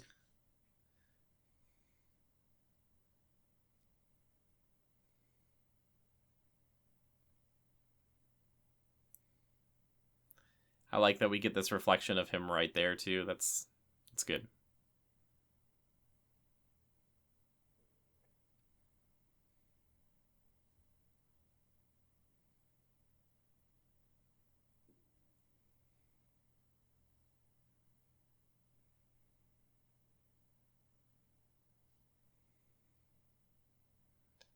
He's like, I felt my venom chest thing, and it told me, the symbiote did, that this isn't right. I shouldn't call him Venom yet, because he's not Venom.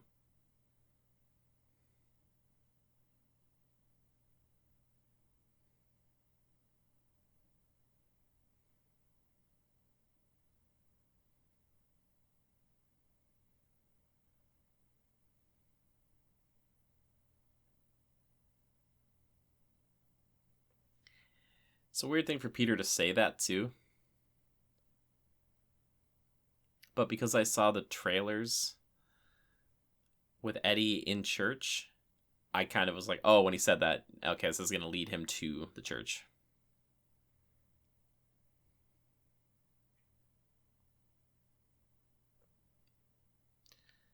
It's like pretty photoshopped, guys. You can probably tell.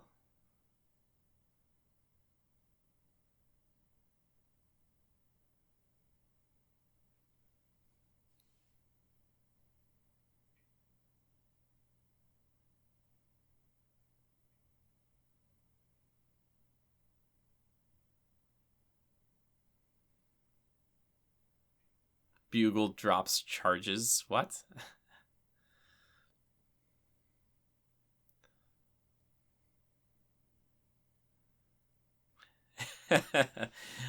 I this like jerk Peter now. Just oh yo yo.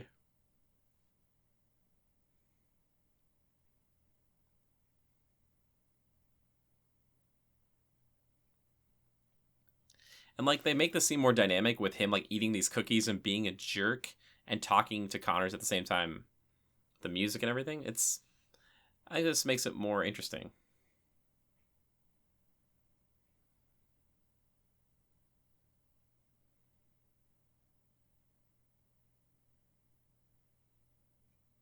And Peter?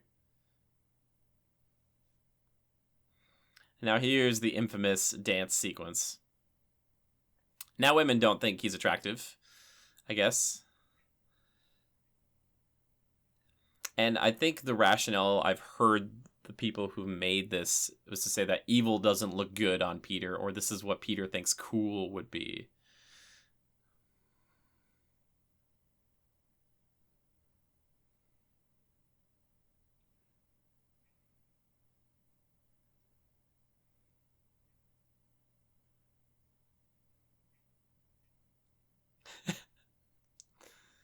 The hair flip. So rough. Like pointing at people. Oh my gosh.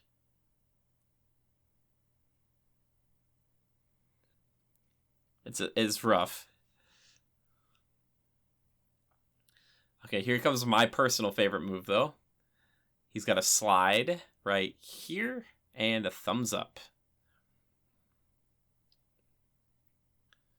So there must be a certain amount of time that passes here because he goes into this shop and then he basically walks right back out and he's like, yeah, I got my cool suit and everything.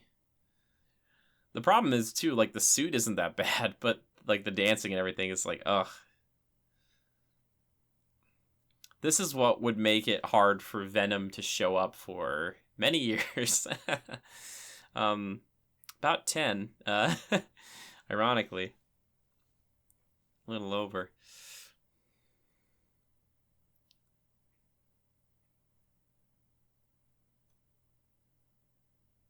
Interesting that we get, like, air bubbles there. Does he need air to breathe? Like, does he need any of that anymore? I don't know.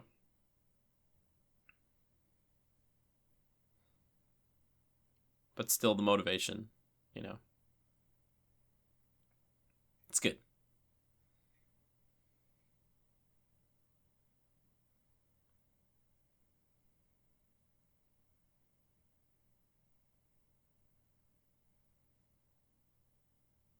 You're looking fine, babe. And Eddie's just, like, stalking them.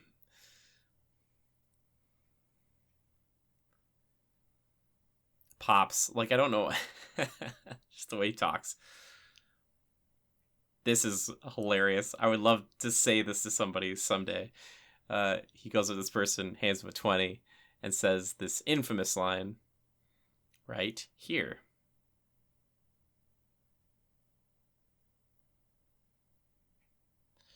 Okay, first off, shouldn't whistle at people. Second off, shouldn't say find us some shade. And also, he must have some sort of weird, like, thing that attracts people to him, or maybe she's just excited to get some money. I don't know. Find us some shade. Say that to any person who's going to seat you at a restaurant these days. Oh my gosh.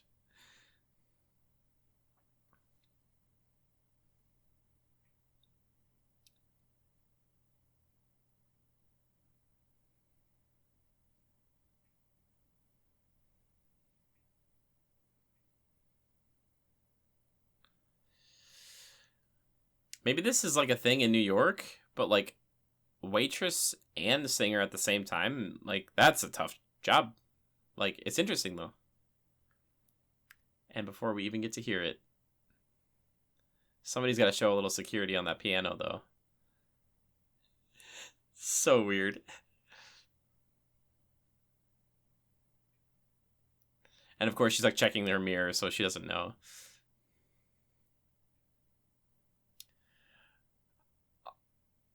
It's a little, like, I get it, but at the same time, it's just too weird.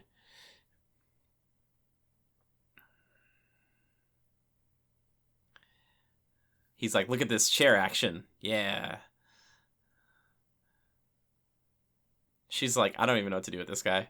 Watch as he, like, throws his jacket here. Like, it's a jacket attack. Wow. Oh my gosh. I just can't.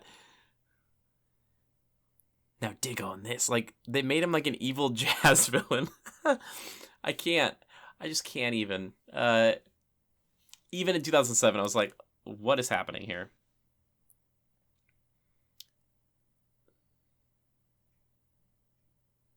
And all these people are really into it. I guess if I saw someone at a club do this, I wouldn't want to stop them either. There's the club owner back there.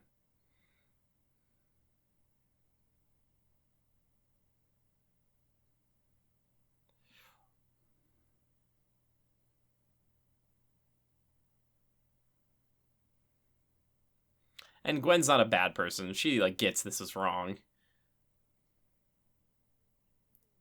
Gwen's like, I'm out of here.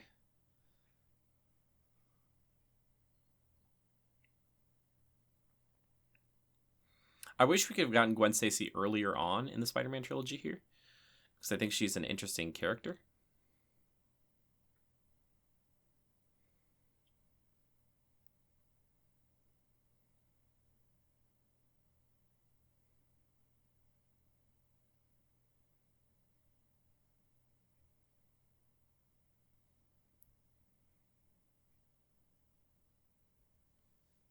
Perfect. Well done there, Pete. Just saying all the right things.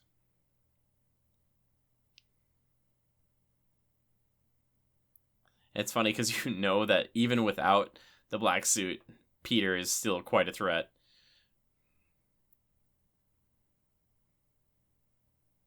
That kind of rageful turn around the yell and knocking her down, like, they did need to have a moment where he finally, even himself, realized he's gone too far.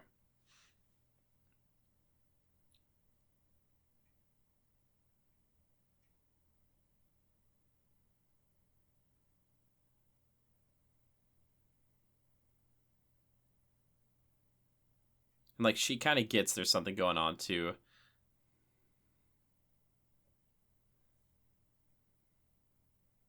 It's interesting. And again, they did bake it into the narrative of the story, I think, well enough. It's not perfect. And this, I think, if they were going to do, 4, 5, and 6, or kind of another rumor I'd heard is they were going to break this up into 2 films, kind of allude to Venom being in Spider-Man 4. Here, like, the symbiote would get away from him and Eddie would find him, and that would be kind of your stinger at the end of the film. Be like, oh my gosh, like, really cool shot, though, of Peter here. I actually have a shirt that is this shot, basically.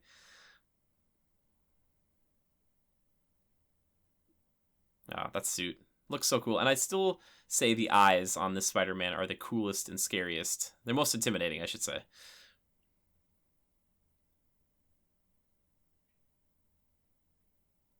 I don't know what draws him to the bell, because he hasn't. They should have shown a moment earlier where, like, there was a loud noise that really freaked out the suit.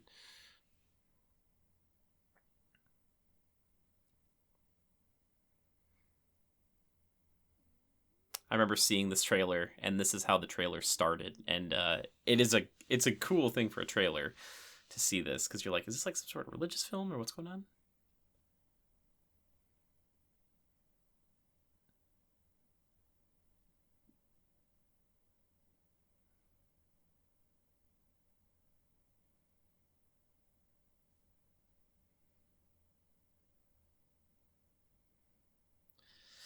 I like that because it just shows how crazy Eddie has gotten. And, like, he's going to church. He's gotten religious, or gotten religion. He wanted forgiveness, but he doesn't want forgiveness. He wants revenge. And kind of, again, the older I get, the more I understand and appreciate this. Revenge being a poison that takes you over, and Peter literally getting taken over by his revenge here and stripping that away and saying, like, no, this isn't giving me power, this is holding me back. And then you have a willing recipient of such hatred.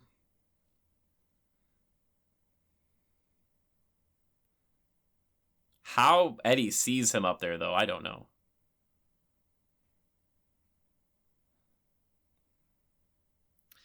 That's another thing, too, is, like, hindsight's 2020. I wish, besides just Gwen Stacy, we'd have had Eddie Brock earlier on, even just a minor character in 1 and 2. Just kind of building up to this hatred of Peter. Again, I think Spectacular Spider-Man does it really well. Check out that cartoon if you get the chance.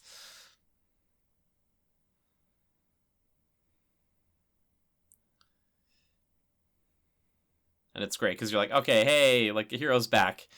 But then you, like, make a new villain. And, like, I guess Peter doesn't hear all this.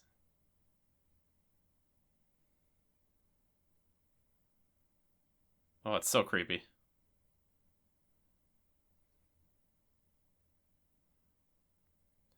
I like the idea of it being... it is very obviously alien in nature, but it does feel kind of almost xenomorphic. And that's one of the reasons I think people really kind of enjoy Venom as a character, because it's like, okay, he's got Spidey's abilities, but he's also really creepy.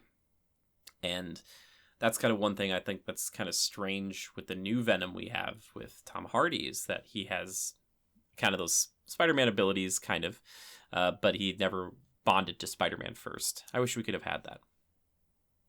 Oh well. That's okay, they'll figure it out. somehow. I like to say this, I prefer my Venom to be a bigger, chunkier guy. Kind of more Hulk size. Big brute.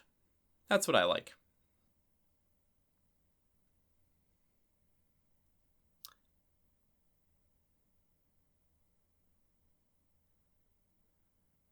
I like that Peter's like using like, is that a screwdriver in the door? Maybe it's just the door handle. But I also, oh, it is just a door handle. I also like that we have Aunt May, who's kind of throwing a little shade at his apartment. First time we've seen her, I think, in the apartment. This one.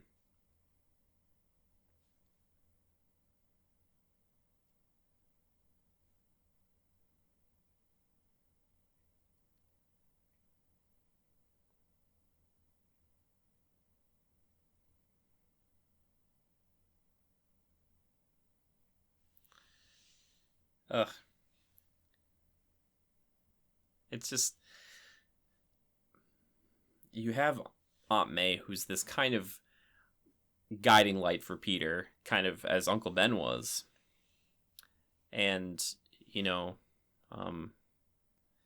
they have such an intense relationship that has evolved over time. These two, just because of the fact that Peter's confided in her and told her stuff about what's happened and how he feels responsible for Uncle Ben's death, and she's forgiven him for that and doesn't think he's responsible, and all this stuff. And here she is showing up, kind of like, hey, I'm not really in your life so much anymore. I wish I knew what was going on. It's hard. I think a lot of us can kind of see ourselves as Peter at times, and then having that elder in our life or friend who is kind of a little bit more of our moral compass. I know I feel that way with my mom. She's kind of like the person I look to for like guidance a lot. So I get this relationship.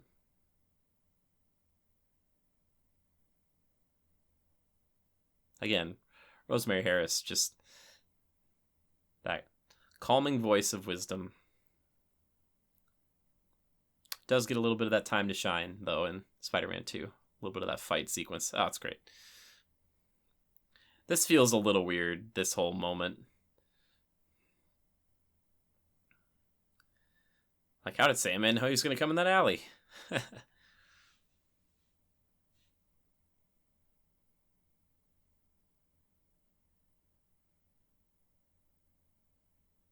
Keep the mask on. No, How does he know that? I don't know.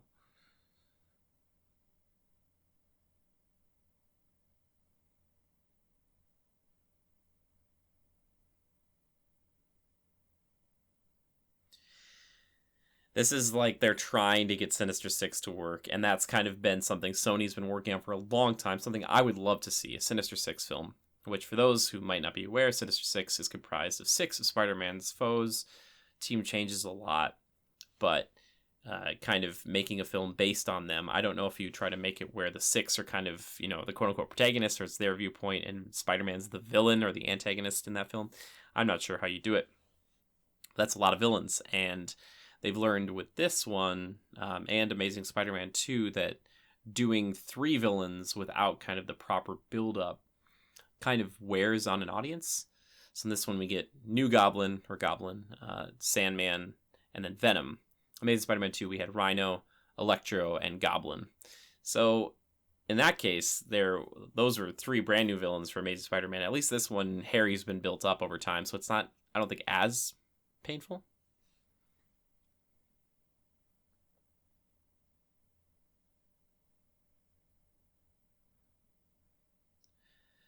It's like, whoa, dang. This movie just kind of kicks up at the end here. They're just like, all right, well, time to take Mary Jane hostage again for the 3rd time.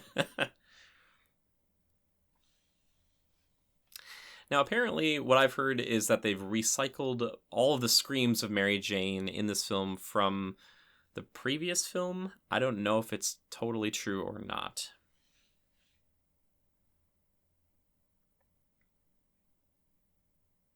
I love this fear cam here. So cool. like that jump at the camera right there, I think is so scary and wonderful. Like you can't see him and he's just ripping people apart. So good.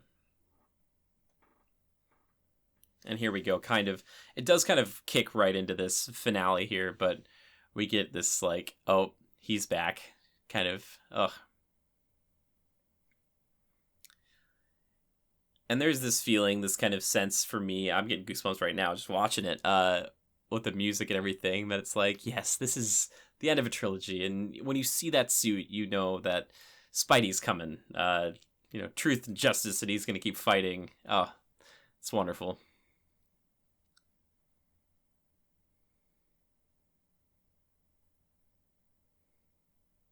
Like, Spidey got the message, man.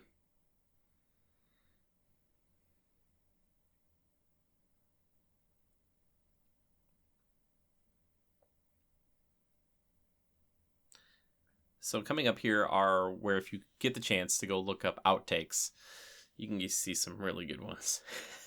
Bernard. So good. Oh, sorry, that's coming up shortly here. I like that he goes to ask for help.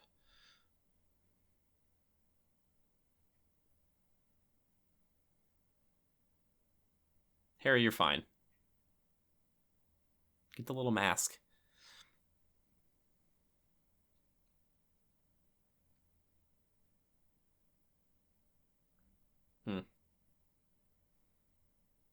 She does. How crazy cool would it have been for Harry to put on one of those crazy goblin masks and have a cape, but help Peter in the end here? Oh, would have been lovely. Oh yeah, there it is, that cool katana that we barely ever get to see. I don't know why Harry is so into katanas, but, I mean, who isn't?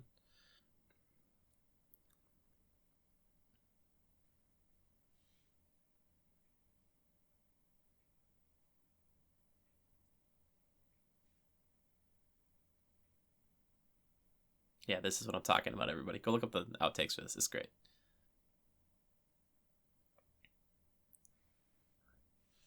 Like, some of the outtakes are like, he says, came from my glider. I was like, this is great.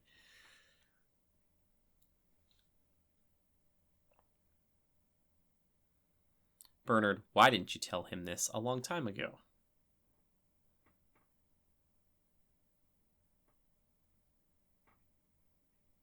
See, Bernard is a 10 out of 10. It's like the Alfred we never got.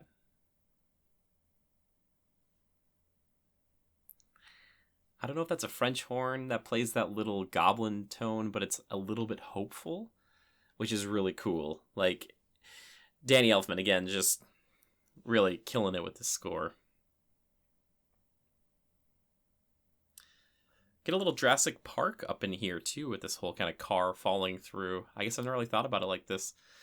Kind of an evolution of that sequence from the film where Dr. Alan Grant and Tim are stuck. This would be much more terrifying, though. Falls for quite a ways.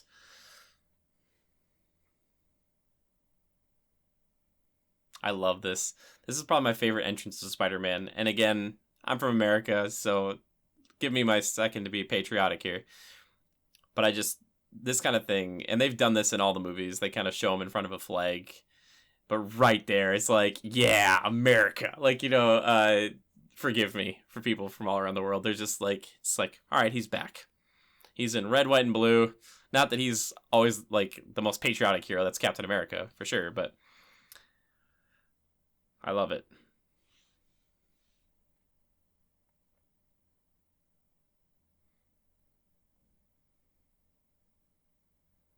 It just breaks the whole thing.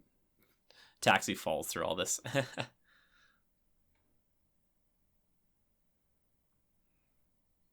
That scream. Oh, so cool. I've heard it might be the sound of a Tasmanian devil or something. They like gave him fake teeth. It's so weird.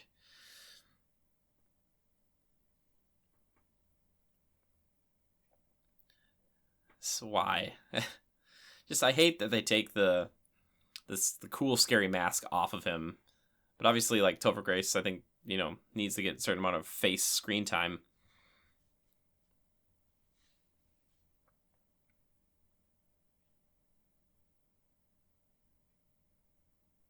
Oh, the tendril's still crawling up him in the back. That's so cool.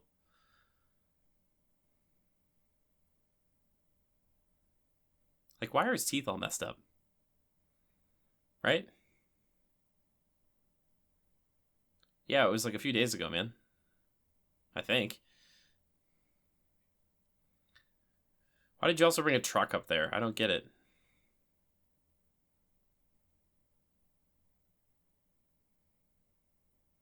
I like that Mary Jane's always trying in these movies.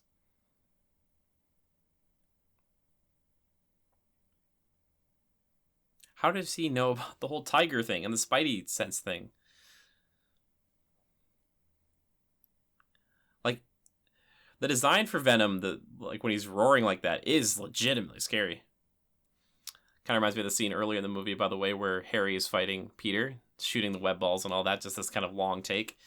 I like it.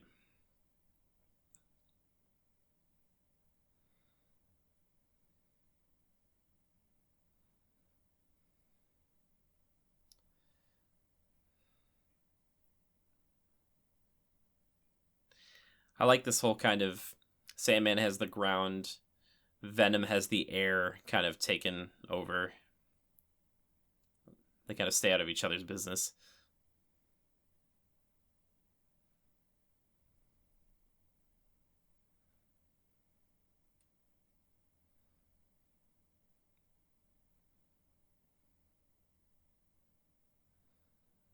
Poor Peter. Or as Lizard likes to say in the first Amazing Spider-Man, poor Peter Parker. Which I would have loved to have seen Doc Connors become the Lizard. Ugh. They were trying to set all this stuff up.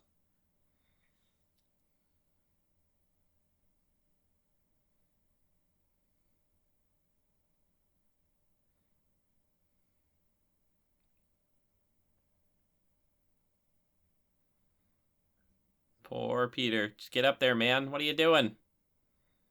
I'm just going to keep saying poor Peter. It gets worse for him, too.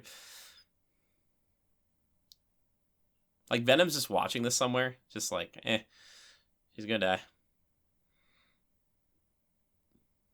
Like, why not kill her right now, Venom?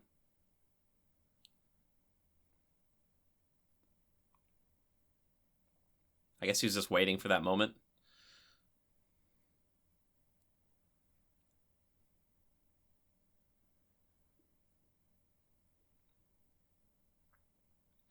If Sandman is imposing, it's cool to see like the cinder blocks go up through his chest like that.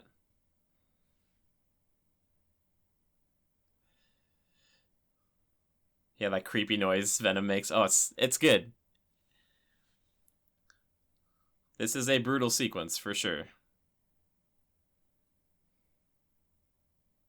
And like, you know, it's not going to end poorly, but like somebody do something. The brutality of it.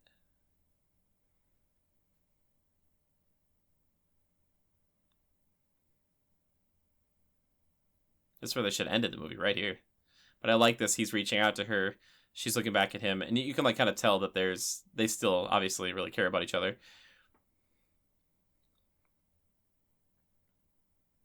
You know, I don't care who you are.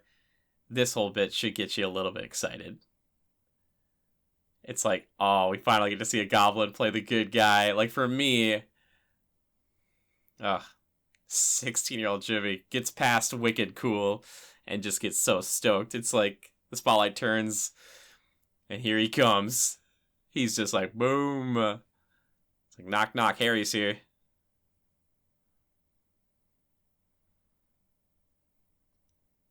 Ugh. And it just, the hand, just, he's like, let's do this. Oh, it's so good.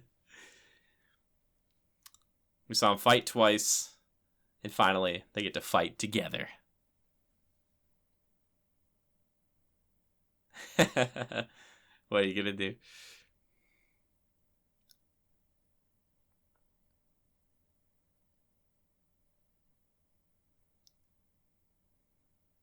It's like they already have combos. I love it. I don't care if people say New Goblet's cool. Look at that. He turned his arm into glass and smashed through it. Okay, like this sequence frustrates me because it's funny, right? But I want to see the fight.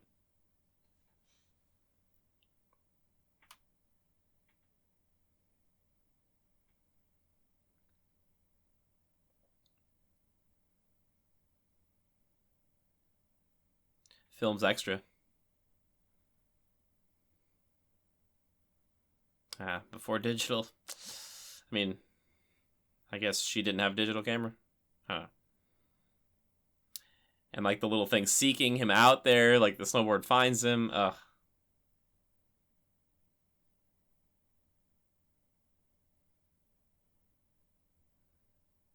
You know, Mary Jane, she was surviving. She's surviving here, you know. And again, you can tell this is very CGI heavy, right? But I don't know. For some reason, I'm much more forgiving with these ones.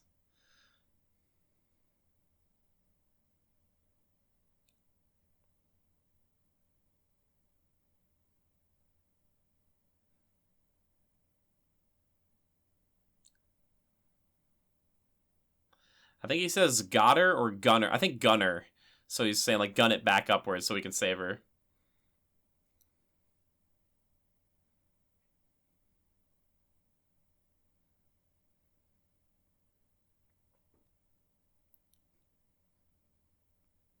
I love that. Good. I am good man. You're a good woman. Or just say, you're a good woman. I am good man. Just, that's all you have to say, Pete. Harry losing a little bit of his cool goblin finesse. I like that he decides to kind of finish this fight, though, because the goblins are also known for having incredibly high firepower. And we haven't really seen that from Harry yet, besides the kind of the flamethrower with the exhaust or whatnot. But here's kind of just the something he probably should have used against Peter, to be honest. But just gonna blow him up with missiles, you know.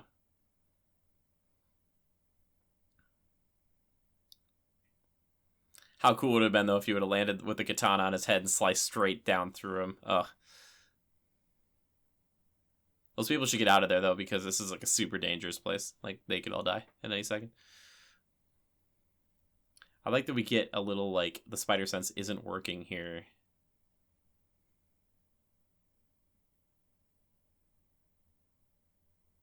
Oh, the shadow. I haven't noticed that before. That's cool. Ugh. There's a lot of people getting smashed into things like their faces into beams in this movie. It's great.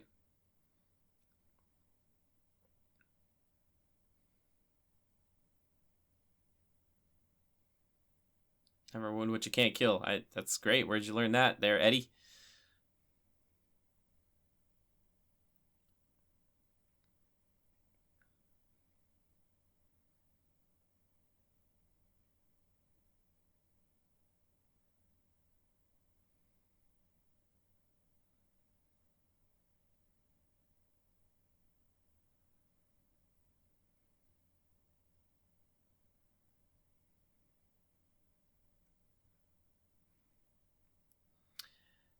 The little razor bats. Immediately getting healed. Harry, just... I don't know, Harry. I get it. See, there's another headshot. Just into the beams.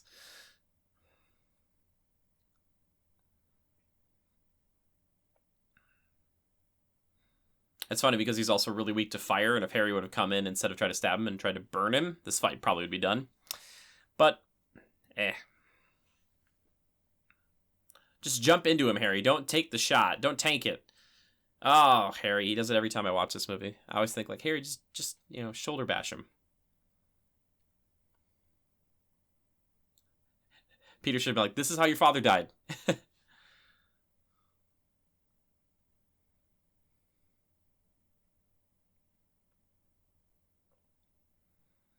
The fact that Harry's still alive there for a little bit, pretty impressive. Like goblin serum. Use the force, Peter. Oh, or your webs, that's fine. I don't think we've talked about this before, too. I love it in 2, more so, because it's kind of dealing with the emotional idea of Peter having the abilities of Spider-Man, but I like that the webs are organic. I know I'm maybe one of the only people who does like that. I think the web shooters are kind of weird. But I guess shooting webs out of your wrists is weirder still. So, also, I love this sequence. It's really great if you have a good sound system or if you have good headphones and you're not watching a commentary with some guy talking over the whole thing. You can really appreciate how it sounds.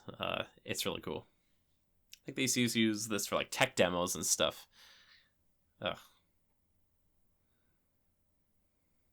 It's cool to see what the symbiote looks like now, too.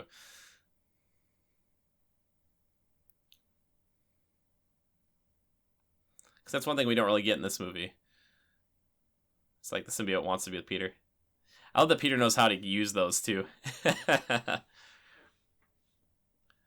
I also love this little thing. I like this in most of my explosions. I love a little implosion first.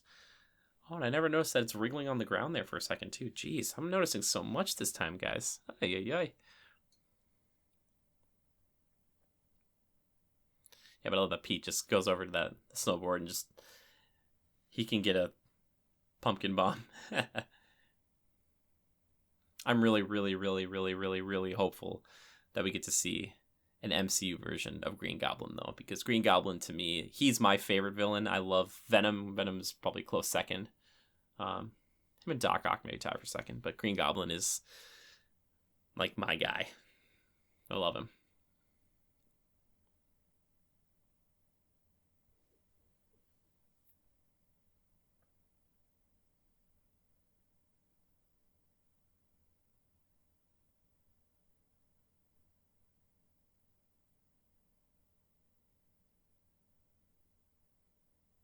You know, what's weird too about this film is that Peter and Flint don't talk that much. Peter usually talks to his villains multiple times throughout the film, but this one just never really got the chance.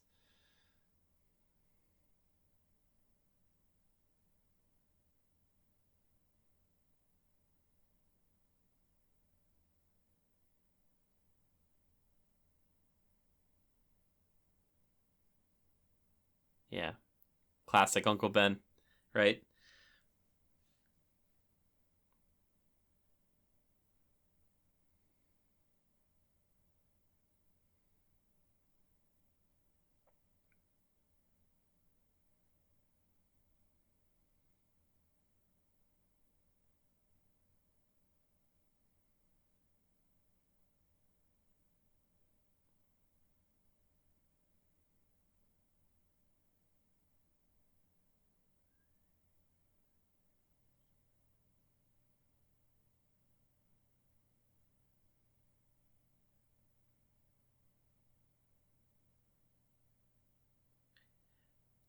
I think it's good to have this moment for Peter. And like this kind of recognition that he and Flint maybe aren't so different. And to finally purge revenge, you must forgive.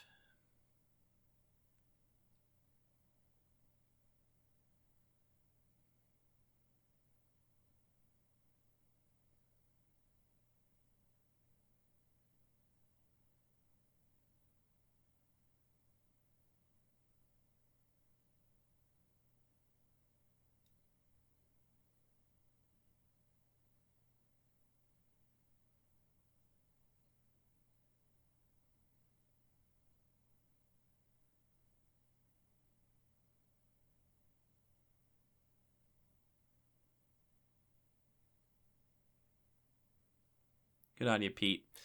Well done. And now it's time to let the man who almost killed you a few minutes ago, let him get away. Let him go. So, is he still going to go steal from another bank? Because honestly, this would be the best time to do it. It's kind of weird because like he goes away, and I'm sure if you were to ask the people behind the film, they'd be like, oh, he actually changed his ways and he didn't go do bad things. But yeah, also you can't really set him up to be part of the Sinister Six then in that respect, unless you just kind of double down on this whole like he's like, I just need money and you're in the way, Spider-Man. I wish it were different, but can't be.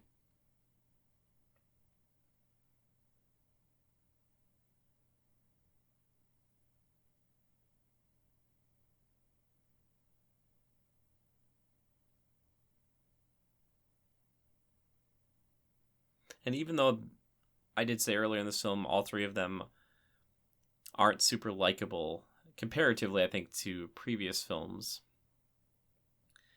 you still get the feeling of camaraderie, and that they're all good people deep down. They've just had some bad stuff happen to them, and they've made some pretty poor choices.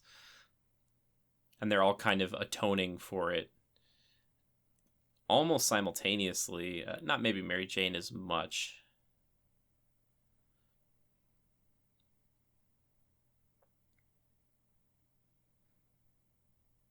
Kind of puts a little cap on the whole thing, though.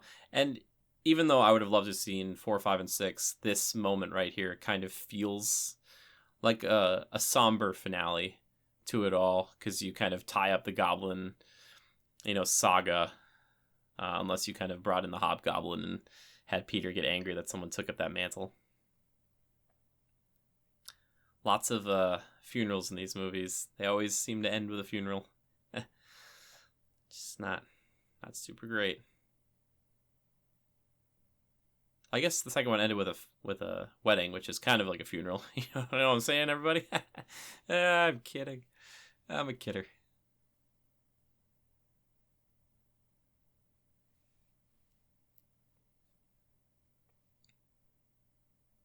Joe Manganiello right there. That's Flash Thompson. Came back just for this. Will he be Deathstroke? I don't know. I wish.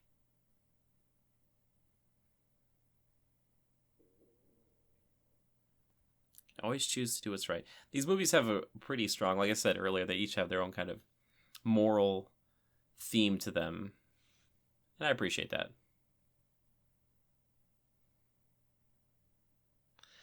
Kind of a nice bookend to here with this, with Mary Jane singing again. And it looks like she's the main act. And that's a generous pour in that person's wine glass in the back right there. That's all I'm trying to say.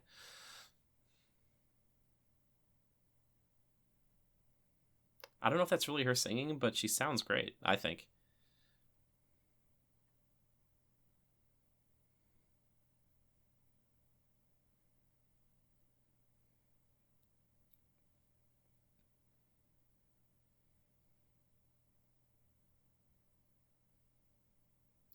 Now, take this ending however you want, and I think they do leave it a little bit up to interpretation here. But I'm kind of a hopeless romantic. And even though I think their communication skills need a heck of a lot of work, and hopefully they've learned that in this, I still like to think it works out for Peter and Mary Jane. Because their love, their relationship, I should say, has been kind of one of the biggest driving plot points throughout all the films. It's the reason kind of that Uncle Ben died. Peter's trying to impress Mary Jane by getting a nice car that Flash Thompson had, and he wanted to get one too, and to get money and all that stuff. And you have this feeling like they're always going to be together. At least I do, and I hope it works out for them. I hope they learn to communicate, and hopefully without having more supervillains in their lives, they can do that. But again, kind of like with Lord of the Rings Return of the King, a smaller ending. Not a huge ending, but small. Kind of that last scene. And there we go. That, ladies and gentlemen, is Spider-Man 3. The trilogy is finally done. There we go. Thank you to everybody who watched along with me. I hope you had a good time. I know I did. I really enjoy these films, and for me, at the time of this recording, 2020 and 2019, when I've kind of been rewatching these films, definitely that sense of when I was younger, or I should say kind of middle teens when these were coming out, and man, I still really like them. I think if I had to rank them, I don't know. These ones are harder to rank because I like a lot of aspects of this one, but there are things that do kind of frustrate me, like the whole Peter dancing thing is a little weird. But yeah, I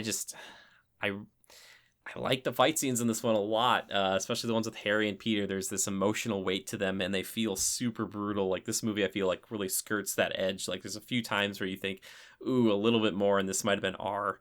And I personally enjoy that sort of thing. Kind of showing off the power of these guys. And yeah, and I think this has a really powerful message in it, too, about revenge. Again, Venom, a little forced in there. I think they did the best they could, and I think... kudos to Sam Raimi and everybody who worked on these films to make that happen, even though it wasn't the way they had planned it. And yeah, of course, I would love to see Spider-Man 4, 5, and 6, but I'm okay that this happened because, weirdly, this was kind of the first stepping stone we got towards Spider-Man in the Marvel Cinematic Universe, because then after this film, we got our first reboot of Spider-Man, with Amazing Spider-Man and Amazing Spider-Man 2. We'll see if you guys want me to cover those one day. We could if you guys really wanted to. I don't really enjoy those films as much as these. These ones are still kind of my go-to.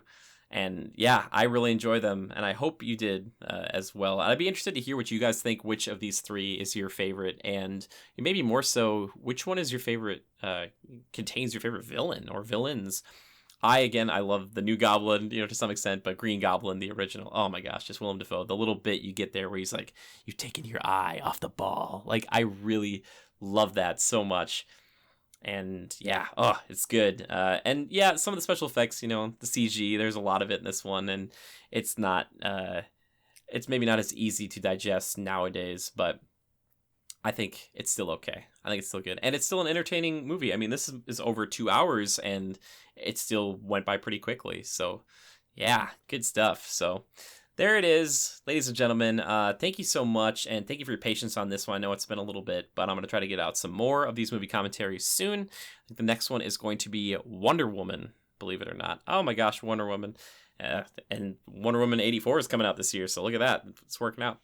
But thank you to our Patreon patrons who actually recommended this for our next kind of movie commentary. But if you guys ever want to suggest a movie commentary, that Patreon is the best place to do it. You can always, comment down below too and kind of make suggestions. And, if I see a lot of them, maybe I'll think about it. But if there's one in particular that you're like, oh, Jimmy, it'd be great to have you go through this one, please let me know. But I just appreciate you hanging out with me here today. Please, if you enjoyed this, consider subscribing to the channel. Liking it helps and whatnot, but really just you hanging out here is the best. So thank you so much. And until the next movie commentary, just remember to adapt and overcome and tally ho.